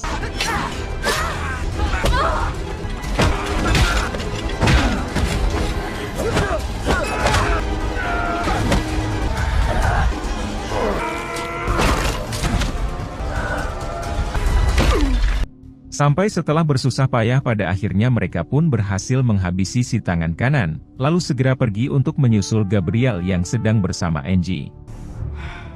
Setelah berhasil menyusul Gabriel terlihat Gabriel yang mengancam Matteo, kalau ia akan menghabisi Angie apabila Matteo berani mendekat. Namun karena Matteo ini adalah seorang pensiunan pasukan khusus yang sangat terlatih, ia pun berhasil menghabisi Gabriel dengan melemparkan pisau dari jarak jauh. Beberapa bulan setelah kejadian yang sangat menegangkan itu, terlihat Angie dan Helena yang kini sudah kembali menjalani kehidupan seperti biasa. Sementara Matteo si tukang kayu yang ternyata mantan pasukan khusus, kini ia sedang dalam perjalanan pulang kampung halamannya dengan menggunakan sebuah kapal. Lalu, film pun tamat.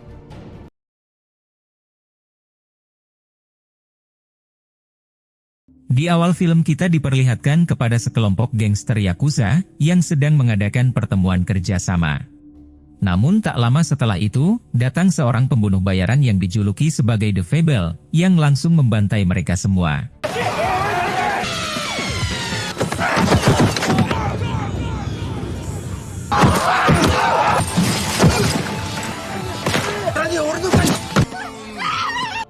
Setelah menghabisi semua Yakuza di sana Fable pun bergegas pergi, sebelum para polisi datang ke tempat itu.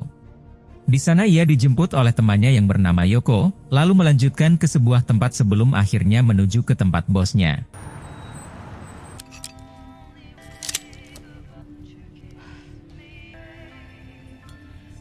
Setelah itu Fable dan Yoko pun menemui bos mereka, untuk melapor dan menanyakan misi baru apa lagi yang harus mereka lakukan. Namun di sana, sang bos malah memerintahkan Fable dan Yoko untuk menjadi orang biasa, dan tidak boleh membunuh siapapun dalam 1 tahun ke depan.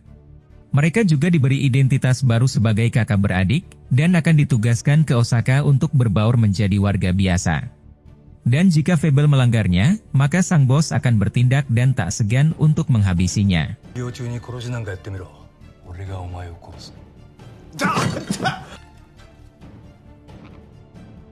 Kemudian adegan berpindah kepada dua pembunuh bayaran yang bernama Kuro dan Kudo, yang sedang menyelidiki TKP yang dilakukan oleh Fable. Saat itu mereka menyimpulkan bahwa pelaku pembantaian ini adalah Fable, sang legenda pembunuh bayaran yang dikenal sangat sadas dan berbahaya.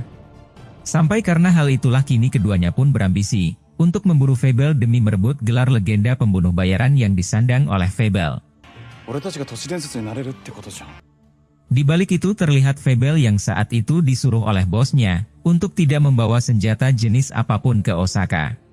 Namun, ketika Fable melihat pistol kesayangannya, dia pun nekat membawa senjata itu tanpa sepengetahuan bosnya. Singkat cerita kini Fable dan Yoko pun berangkat ke Osaka, sesuai dengan perintah dari bos mereka. Di sana sang bos menitipkan mereka pada kelompok Yakuza yang dipimpin oleh Hamada, yang kemudian memerintahkan bawahannya yang bernama Ebihara untuk menjaga mereka selama di Osaka. Namun kepindahan Fable ke kota Osaka tersebut kurang tepat, karena di waktu yang sama tangan kanan Ebihara yang bernama Kojima, yang terkenal kejam dan susah diatur akan segera bebas dari penjara. Di sisi lain Ebihara yang penasaran dengan kemampuan Fable, memerintahkan bawahannya untuk menghajarnya agar Fable mau memperlihatkan kemampuannya. Namun saat itu Fable berusaha tidak melawan dan pura-pura tak berdaya, mengingat ia diperintahkan untuk menjadi orang biasa oleh sang bos. Setelah itu Fable bertemu dengan wanita yang bernama Misaki, sampai singkat cerita Misaki mengajak Fable untuk bekerja di sebuah perusahaan. Sementara di sisi lain, salah satu anggota Yakuza lainnya yang bernama Sunagawa, ia mengetahui jika Kojima akan segera dibebaskan dari masa tahanannya. Dan diketahui jika Sunagawa ini adalah sosok yang akan mencoba mengkudeta kelompok Yakuza Hamada dari kepemimpinan yang sekarang.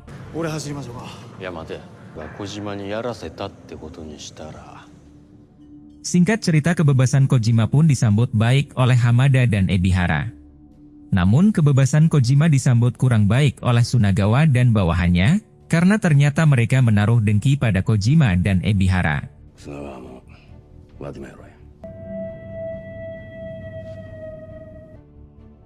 Pada malam harinya terlihat Kojima yang menemui Fable, yang saat itu berada di kediaman Ebihara. Namun di waktu yang bersamaan, ternyata Ebihara terkena serangan jantung, sehingga ia harus segera dilarikan ke rumah sakit. Saat itu Ebihara pun harus dirawat di rumah sakit, dan meminta Kojima untuk tidak membuat onar selama ia dirawat. Namun, mengingat Kojima adalah orang yang susah diatur, ia malah mendatangi Misaki dan menawarkan pekerjaan haram, sebagai penebus hutangnya kepada kelompok Yakuza Hamada.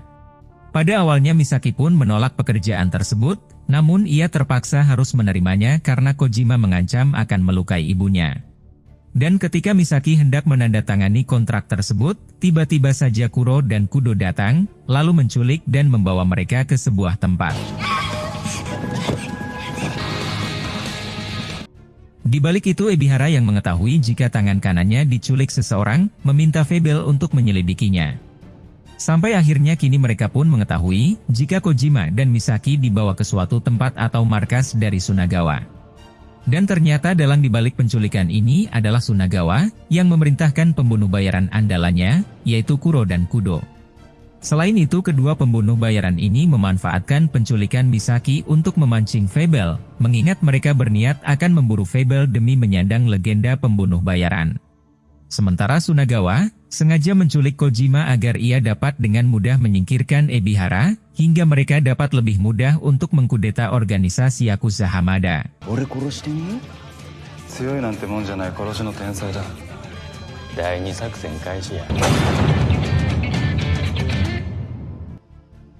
Setelah mengetahui tempat Kojima dan Misaki disandera, malam harinya Fable pun menyiapkan senjatanya untuk menghadapi kelompok Sunagawa.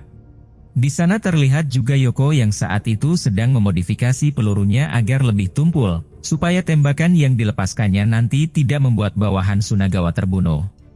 Yang ternyata hal tersebut sengaja mereka lakukan, karena saat itu mereka masih memegang komitmennya kepada sang bos, untuk tidak membunuh selama 1 tahun ke depan.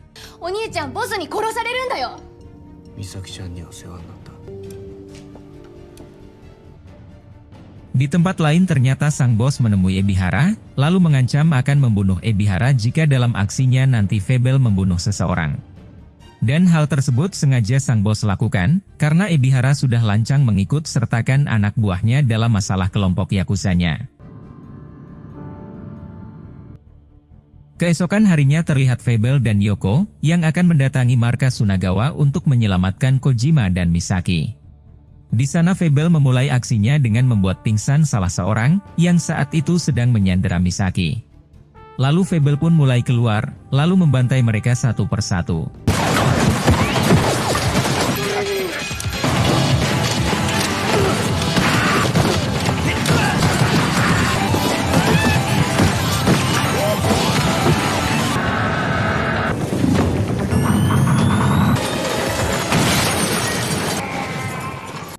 Sampai akhirnya Fable pun berhasil membebaskan Kojima, namun saat akan keluar anak buah Sunagawa yang lainnya datang, sampai pertempuran pun kembali terjadi di sana.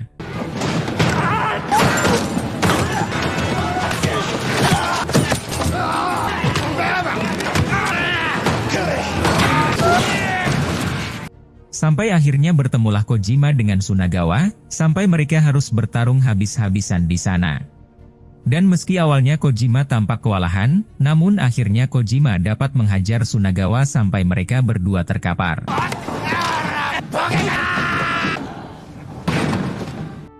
Di balik itu terlihat Kudo yang saat itu berhasil menemukan keberadaan Misaki, lalu hendak membawanya pergi ke sebuah tempat.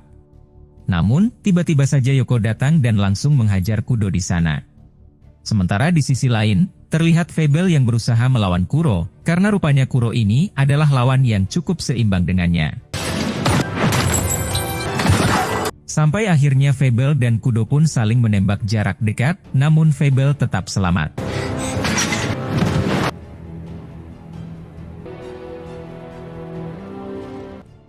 Setelah kejadian itu terlihat Misaki yang diantar oleh anak buah Ebihara, yang menyamar sebagai Fable agar Misaki tidak curiga. Lalu di sana ia disambut oleh Fable, yang saat itu memberikan sebuah lukisan yang sebelumnya sempat ia janjikan.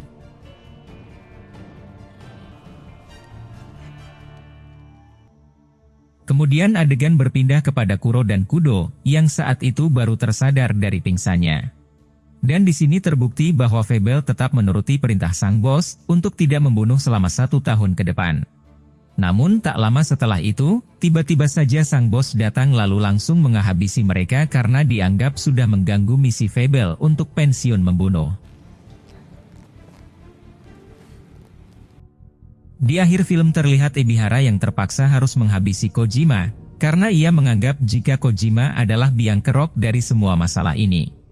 Lalu setelah itu Ebihara pun menemui Sunagawa untuk menunjukkan foto bahwa Kojima telah tewas. Sampai karena hal itulah, kini Sunagawa dan Ebihara pun setuju untuk berdamai dan tidak akan melakukan perselisihan lagi. Lalu, film pun selesai.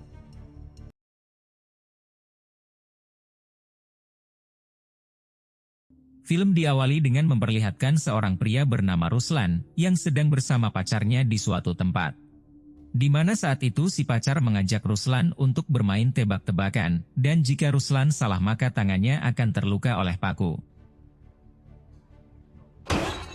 Namun beruntung Ruslan yang memiliki insting yang kuat, ia pun bisa menyelesaikan tebak-tebakan tersebut dengan sangat mudah.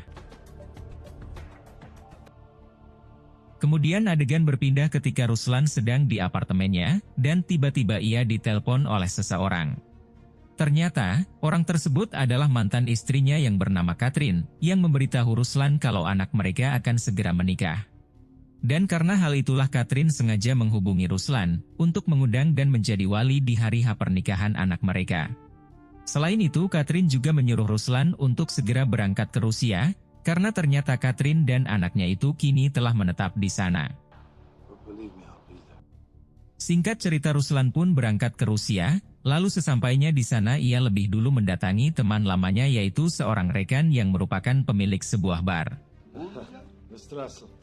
Saat itu si teman terlihat sangat senang melihat Ruslan kembali, setelah lama tak jumpa karena jarak yang memisahkan. Lalu setelah lama berbincang temannya itu memberikan uang kepada Ruslan, dengan sebuah pistol sebagai balas budi kepada Ruslan di masa lalu.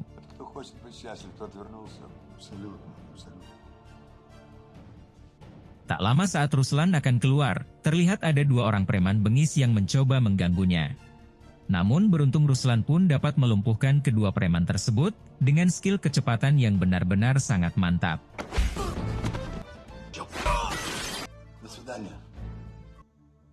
Setelah dari sana Ruslan pun pergi ke rumah Catherine, dan di sana ia disambut oleh suami baru Catherine yang bernama Terry. Di sana juga ada Catherine yang terlihat sangat senang, karena Ruslan alias popotongannya bisa hadir di pernikahan anaknya. Sampai tak lama dari itu Ruslan juga bertemu dengan anak kandung kesayangannya, yaitu Lenny alias mantan pacar saya. Lalu ketika Ruslan dan Lenny sedang berbincang sambil melepas rindu, tiba-tiba datang calon suami Lenny yang bernama Stephen. Sementara Ruslan yang sempat melihat tato di tangan Stephen, ia pun secara langsung menyuruh Lenny keluar, karena ia akan berbicara berdua dengannya. Setelah Lenny pergi Ruslan pun langsung bertanya kepada Stephen, apakah Stephen seorang gangster atau bukan. Namun saat itu Stephen menjawab kalau ia hanya orang biasa, sementara tato di tangannya adalah warisan dari ayahnya. Setelah itu Ruslan kembali menghampiri Lenny, dan di sana ia memberikan sebuah cincin milik ibu Ruslan kepadanya. Lalu tak lama dari itu Terry dan Stephen pun menghampiri mereka, untuk berpamitan kalau mereka akan pergi ke gereja lebih dulu, di mana pernikahan Lenny dan Stephen akan berlangsung di sana. Sementara Lenny yang sempat menawarkan Ruslan untuk satu mobil dengan Terry, dengan tegas Ruslan tolak karena ia akan mampir dulu ke kedai untuk membeli kopi. Tak lama setelah mereka pergi terlihat Lenny dan ibunya yang masih sibuk, mempersiapkan diri agar terlihat lebih cantik. Namun di balik itu terlihat dua pria asing yang masuk ke dalam, dan ternyata mereka ini adalah pembunuh bayaran yang berniat akan menghabisi Lenny dan ibunya.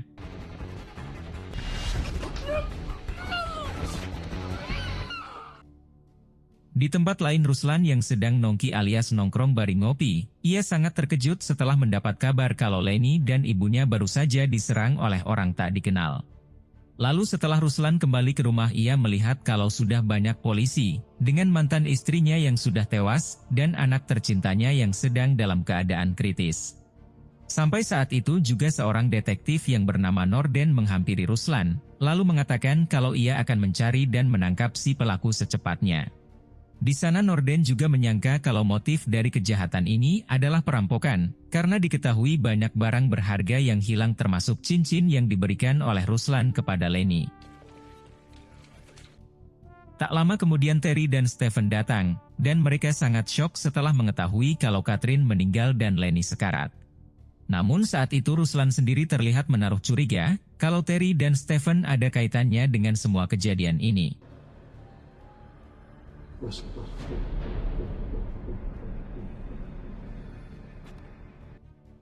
Kemudian adegan pun berpindah ke rumah sakit, di mana tempat Lenny dirawat saat ini.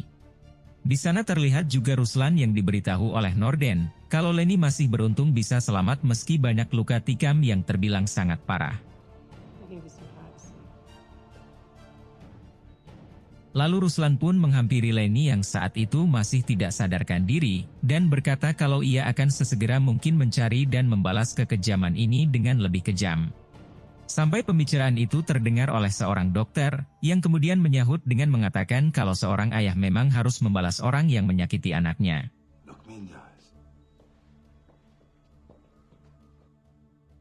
Keesokan harinya terlihat Terry yang sangat santai, yang padahal ia baru saja ditinggal meninggal oleh istrinya sendiri. Ternyata di sana juga sudah ada Ruslan yang sedang menunggu, dan meminta Terry untuk memakamkan Catherine di pemakaman keluarga saja. Lalu saat sedang berbincang seketika saja Terry menjadi diam, ketika Ruslan mengatakan jika wajah Terry terlihat tidak asing baginya.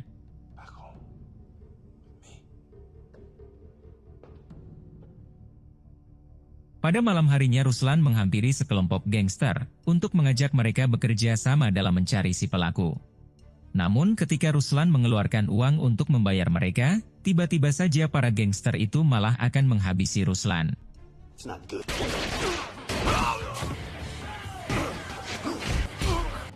Sampai akhirnya dengan mudah Ruslan pun berhasil menghabisi mereka, dan kita masih belum diberitahu siapakah sosok Ruslan yang sebenarnya.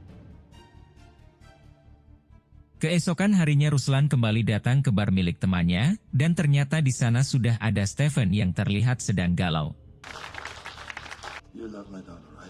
Lalu tak lama dari itu datang sekelompok mafia yang dikenal sangat bengis, yang diketuai oleh seorang pria bernama Mikhail alias ayah dari Stefan. Dan di sana Mikhail mengatakan kepada Ruslan kalau ia akan ikut membantu untuk mencari pelaku yang telah berbuat jahat kepada anaknya.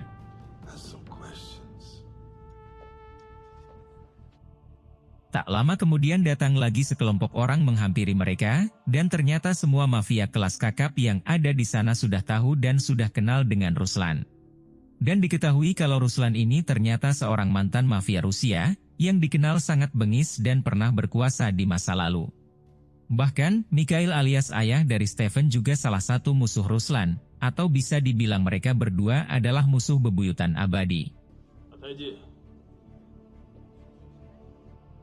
Setelah Ruslan pergi, Mikhail menyuruh anak buahnya untuk mengikuti Ruslan, karena ia takut kalau Ruslan akan menguasai wilayahnya kembali. Lalu saat itu juga Ruslan dan Stefan mendatangi sebuah tempat pegadaian barang, untuk mencari cincin yang ia berikan kepada anaknya. Dan benar saja cincin tersebut berada di sana, sehingga Ruslan bertanya siapa yang telah menjual cincin tersebut. Namun orang itu malah diam dan enggan mengatakannya, hingga Ruslan harus memberi pelajaran karena orang itu malah mencacinya. Sampai akhirnya orang itu pun mau mengatakan, kalau orang yang telah menjual cincin itu adalah ketua dari pembunuh bayaran.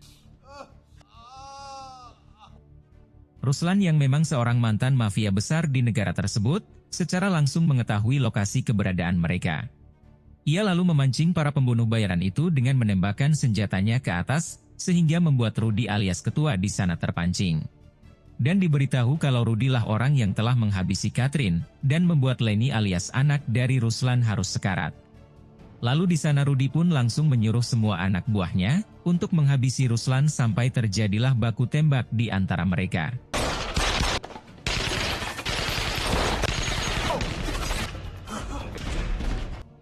Saat Ruslan berhasil memojokkan salah satu dari mereka, Ruslan bertanya di mana keberadaan Rudy alias ketua dari mereka.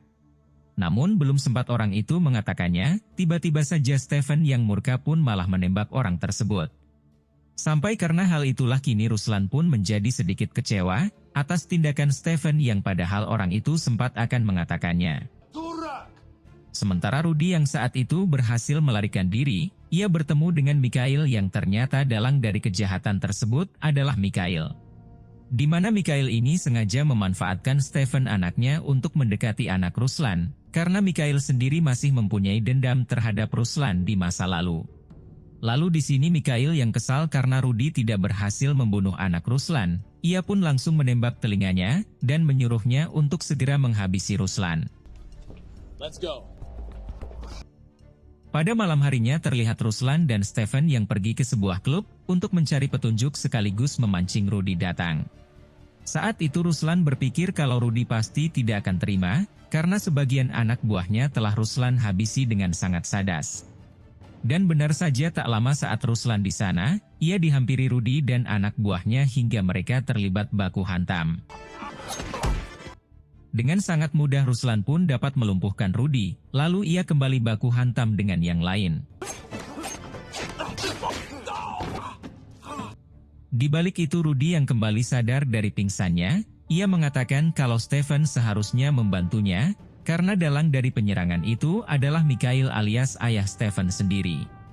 Lalu Stefan yang mendengar fakta sebenarnya dari semua ini, ia sangat tidak menyangka karena ayah kandungnya sendiri telah melakukan hal yang benar-benar sangat kejam.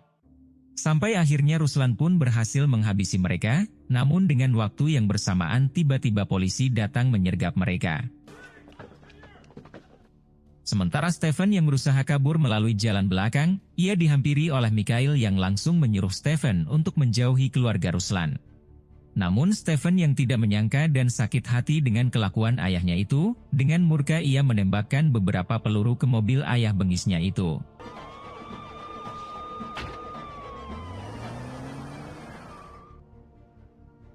Keesokan harinya terlihat Ruslan yang diinterogasi oleh detektif Norden, sementara Rudy juga diinterogasi oleh detektif lainnya. Namun tak lama dari itu terlihat Terry yang datang atas perintah Mikhail, yang sudah menyogok Norden sehingga Ruslan bisa langsung dibebaskan. Lalu saat sedang berjalan keluar Terry mengatakan kepada Ruslan, kalau Mikhail lah yang telah membebaskannya. Namun tak lama kemudian Rudy dan anak buahnya juga sudah bebas, dan ternyata Mikhail sengaja membebaskan Ruslan agar ia bisa menghabisinya dengan mudah. Di sini Terry juga meminta maaf karena ia telah menjebak Ruslan, dan mengaku kalau ia terpaksa mengikuti perintah dari Mikhail, termasuk merelakan istrinya dihabisi demi balas dendam Mikhail terhadap Ruslan. Karena diketahui kalau saat itu Mikhail sempat mengancam Terry, dan akan menghabisi Terry jika Terry tidak menuruti perintahnya. Sampai setelah Terry menjelaskan dan pergi dari sana, kini Ruslan pun dengan gagah melakukan aksinya. Dengan mudah semua anak buah Rudy berhasil Ruslan habisi, lalu ia saling baku tembak dan saling kejar-kejaran dengan Rudy. Sampai di suatu tempat mereka pun terlibat baku hantam, namun pada akhirnya Ruslanlah yang berhasil menghabisi Rudy.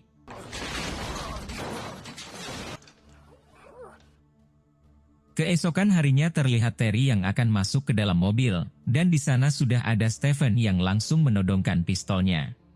Saat itu Stephen mengetahui kalau Terry telah bersekongkol dengan Mikhail, dan ia bermaksud akan menghabisi Terry. Namun tak lama dari itu Ruslan juga masuk ke dalam mobil itu, lalu ia meminta Stephen untuk tetap tenang dan jangan terburu-buru. Di sana Ruslan juga mengatakan kalau Terry tetap ingin hidup, maka ia harus memberikan informasi penting tentang Mikhail yang bengis itu. Lalu karena takut kini Terry pun mengatakan kalau Mikhail dan anak buahnya akan menyerang rumah sakit untuk menghabisi Lenny alias anak Ruslan. Sampai setelah mengetahui hal itulah kini Ruslan pun langsung memerintahkan Terry untuk segera membawanya ke rumah sakit itu. Setelah sampai di rumah sakit Ruslan menyuruh Stephen dan Terry untuk tetap di sana, sementara dirinya akan melakukan sesuatu untuk menyambut kedatangan Mikhail dan anak buahnya. Sementara di balik itu Mikhail sendiri sedang bersiap-siap untuk melakukan penyerangan, dan bahkan kelompok mereka memakai rompi polisi agar mempermudah rencananya.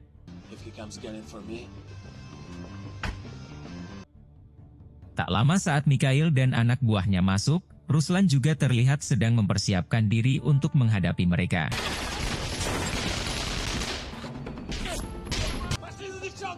Sampai Mikhail dan kelompoknya yang mulai terpojok, mereka pun berusaha berpindah dari ruangan tersebut.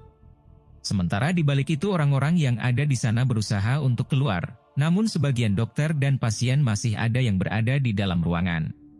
Lalu ketika komplotan Mikhail sedang berusaha mencari kamar Lenny, tiba-tiba Ruslan kembali muncul lalu menembakkan senjatanya. Saat tembak-tembakan berlangsung tiba-tiba saja Ruslan menghilang. Sementara Mikhail dan komplotannya menemukan keberadaan para dokter.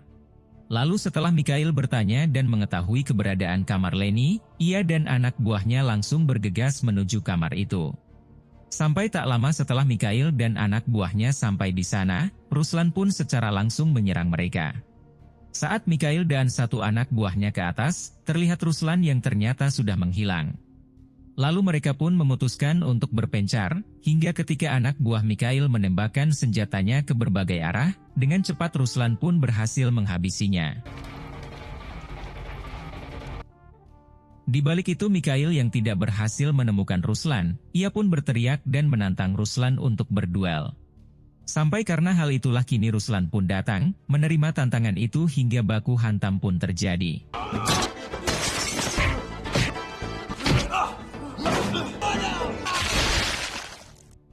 Sampai pada akhirnya Ruslan pun berhasil menghabisi Mikhail dengan sangat brutal dan benar-benar sangat sadas.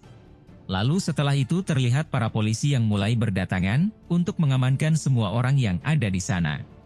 Sementara Stephen yang akan menghabisi Terry karena masih murka, ia dicegah Ruslan yang menyuruhnya untuk menyerahkan Terry ke polisi saja. Tak lama dari itu terlihat Lenny yang kini kembali sadar, dan saat itu terlihat juga Stephen yang datang menghampiri mereka. Di sana Ruslan pun memberikan cincin itu kepada Stephen, dan dengan tegas menyuruh Stephen untuk menjaga Lenny dengan penuh kasih sayang. Lalu, film pun tamat.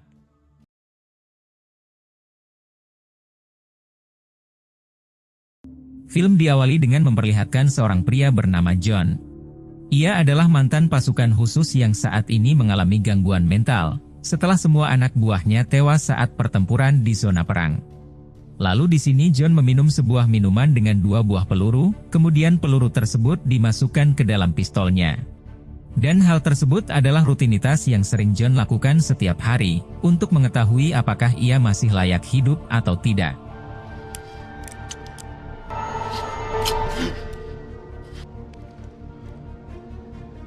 Setelah itu John pun pergi ke sebuah toko, untuk membeli minuman lagi. Namun tiba-tiba datang 2 orang perampok yang mengambil uang di kasir, lalu menyuruh semua orang untuk merunduk. Saat itu John yang memang seorang mantan pasukan khusus, sedikit pun tidak merasa takut oleh para perampok itu. Bahkan ketika salah satu perampok menodongkan pistol kepada John, John mengatakan bahwa senjata itu seharusnya ditodongkan ke arah kepalanya. Sampai John yang teringat kembali saat di medan perang pun, akhirnya murka dan menghabisi 2 perampok itu.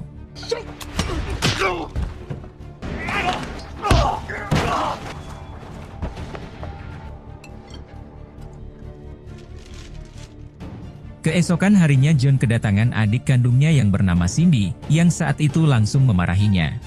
Di sana Cindy sangat kesal kepada John, karena John lupa dan tidak menjemputnya di bandara. Namun saat itu John sangat menyesal dan meminta maaf, sampai akhirnya mereka pun akur kembali. Malam harinya ketika mereka sedang di sebuah resto, Cindy menceritakan kalau dirinya harus kembali ke Brasil dalam 2 hari. Dan diketahui kalau Cindy ini sudah menjadi aktivis kemanusiaan di sebuah kota kecil yang ada di sana.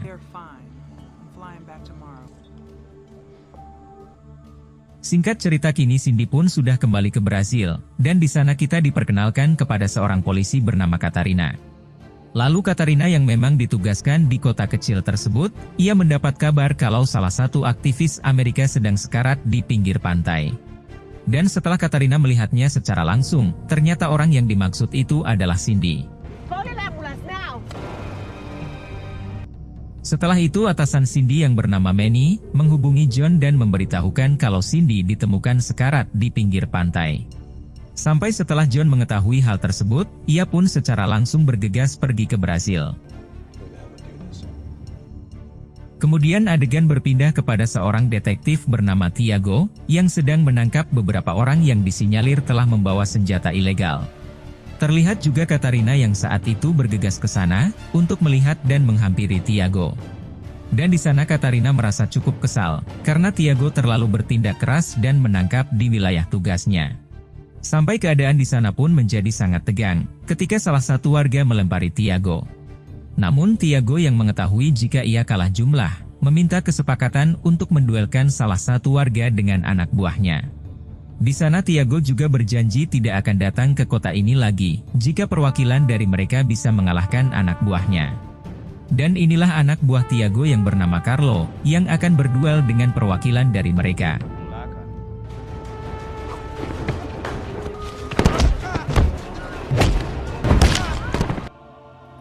Sampai akhirnya duel tersebut pun dimenangkan oleh Carlo. Kemudian adegan berpindah kepada John, yang baru saja sampai di Brasil. Saat itu John dijemput oleh atasan Cindy yaitu Manny, yang secara langsung membawanya ke rumah sakit tempat Cindy dirawat.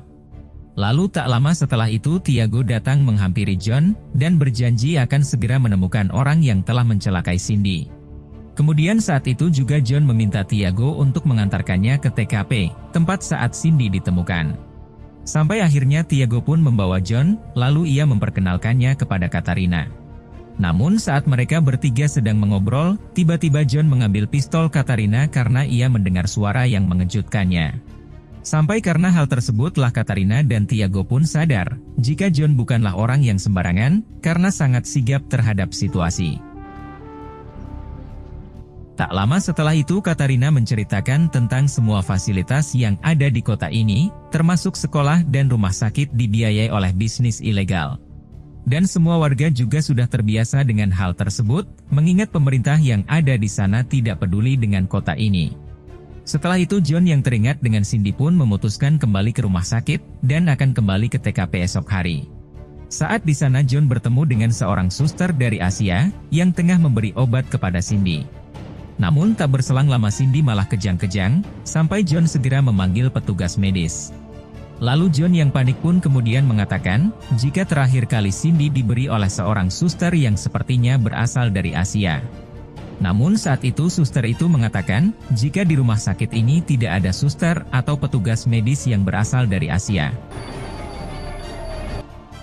Keesokan harinya terlihat John yang sedang ada di pinggir pantai, tempat saat Cindy ditemukan. Hingga John melihat salah satu preman di sana, yang saat itu memakai kalung milik Cindy. John yang penasaran pun kemudian bertanya pada si preman, mengenai dari mana kalung itu ia dapatkan. Namun saat itu si preman malah membuat John murka, sampai John harus menghajarnya beserta semua anak buahnya yang ada di sana.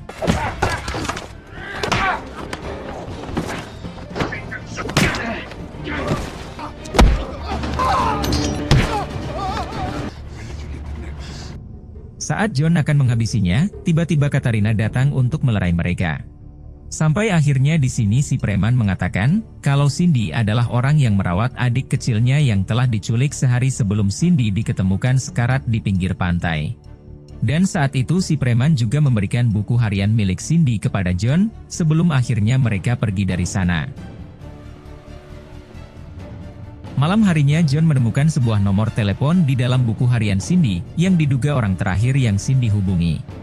John yang penasaran pun langsung menelepon orang tersebut, dan memintanya bertemu esok hari di sebuah tempat. Lalu saat bertemu, orang itu mengatakan kalau ia adalah seorang fotografer yang pernah diminta Cindy untuk memotretnya dari jarak jauh. Dan karena tidak bisa memberikan banyak petunjuk, akhirnya orang tersebut pun pamit untuk pergi dari sana. Namun saat itu juga ternyata John berhasil mengambil flash disk si fotografer. Lalu saat si fotografer naik ke mobilnya, tiba-tiba lalu disusul oleh sekelompok orang bertato, yang secara langsung menembakkan senjatanya ke arah John.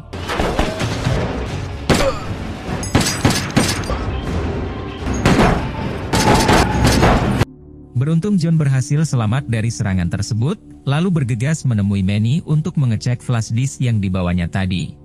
Di sana John juga bercerita kalau dirinya baru saja diserang oleh segerombolan orang bertato, yang terlihat seperti anggota Yakuza. Lalu Manny yang mendengar kata Yakuza pun langsung bercerita, kalau para Yakuza sudah ada di Brasil sejak 50 tahun yang lalu. Mereka juga kerap kali berbuat jahat dan menculik anak-anak kecil, dengan maksud untuk diperjualbelikan. Sampai di sini John berpikir kalau kemungkinan besar, Cindy dibuat terluka karena telah mencoba mencampuri urusan mereka. Kemudian, John dan Manny menemukan sebuah foto saat ini Cindy tengah berbincang dengan seorang pria, yang sepertinya itu berada di depan sebuah klub malam. Local nightclub, I know where that is. Wait, stop. Go to the right. Malam harinya John datang ke klub malam tersebut, untuk menemukan pria yang sebelumnya bersama Cindy di foto. Saat di sana John pun dengan mudah menemukannya, karena orang tersebut ternyata merupakan seorang DJ. Lalu ketika DJ itu ke kamar mandi, ia langsung mengikutinya dan menghabisi satu penjaga yang berada di sana. Setelah itu John bertanya apakah si DJ mengenal Cindy, namun DJ itu mengatakan kalau dirinya sudah lupa. Lalu John yang penuh murka pun mencoba memaksa si DJ untuk mengingat, dengan cara memasukkan kepala si DJ ke dalam kloset. Hingga akhirnya DJ itu mengatakan kalau yang membuat Cindy sekarat, tak lain bos dari si DJ itu sendiri. Dan di sana DJ itu juga memberitahu John tentang alamat dan tempat usaha dari bosnya saat ini.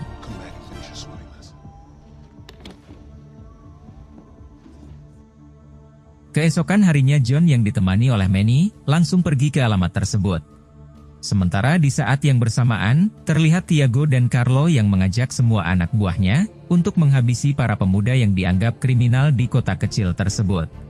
Sebenarnya hal tersebut sangat berlebihan, mengingat para kriminal itu juga adalah orang-orang yang membiayai fasilitas umum yang ada di sana. Namun saat mereka sampai di sana, dengan brutal mereka menghabisi para pemuda yang diduga terlibat bisnis ilegal itu.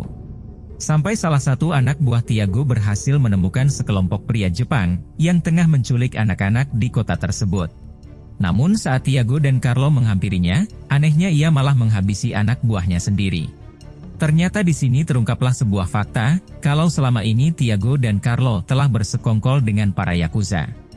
Dan alasan mengapa Tiago membantai para pemuda di sana, tak lain karena mereka selalu menggagalkan bisnis penculikannya. Di balik itu terlihat John yang baru sampai, ke alamat yang tidak lain adalah tempat bisnis para Yakuza itu. Lalu di sana John menyuruh Manny untuk kembali, sementara dirinya akan menyelesaikan masalahnya seorang diri. Hingga ketika John mulai masuk ke sana, ia pun langsung menghabisi satu persatu dari mereka.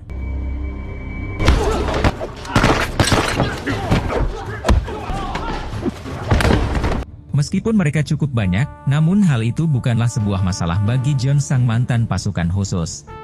Sementara itu, ternyata orang yang mengelola tempat tersebut adalah orang yang dulu menyuntikkan racun saat pada Cindy, yang saat itu langsung menghubungi bosnya yang bernama Hirimoto. Hirimoto pun kemudian meminta si pengelola kembali ke rumah sakit, sementara permasalahan itu akan diberikan kepada Tiago dan Carlo. Lalu di sana Hirimoto memperlihatkan kekejamannya dengan menghabisi si DJ.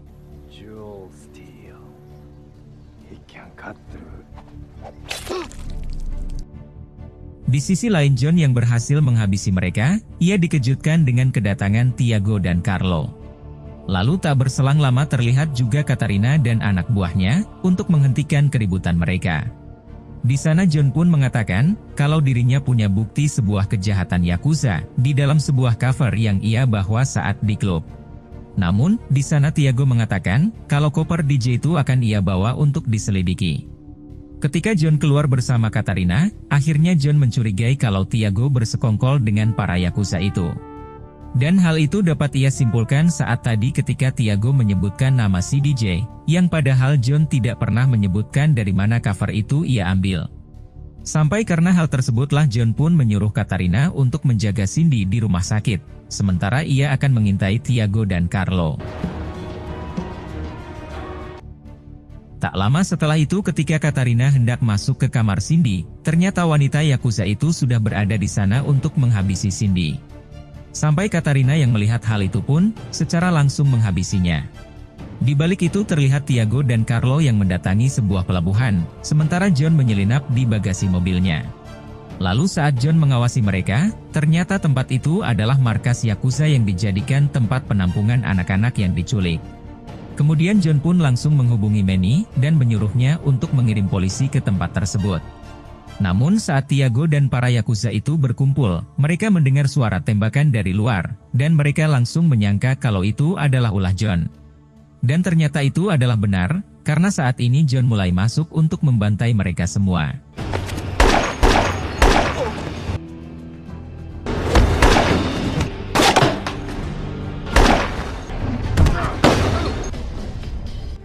Sampai akhirnya John pun harus berhadapan dengan Tiago.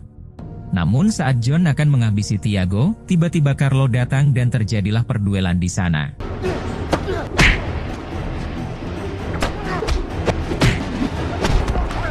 Di tengah-tengah duel tiba-tiba datang Hirimoto, sampai John harus melawan mereka bertiga.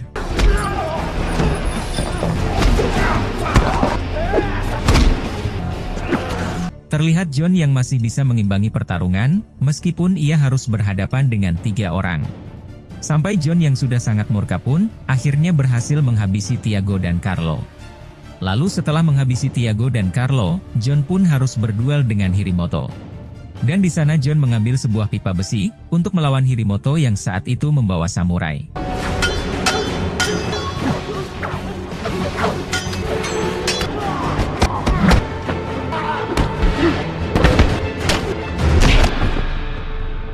Sampai akhirnya John pun berhasil mengalahkan Hirimoto, sang ketua Yakuza itu.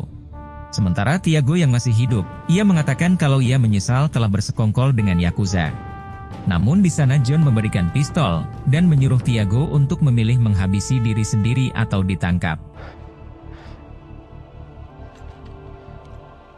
Saat hendak keluar John mendengar suara tembakan, yang artinya Tiago lebih memilih wafat daripada harus ditangkap. Hingga akhirnya John pun berhasil menyelamatkan anak-anak yang diculik, sementara para polisi menangkap para penjahat yang masih hidup.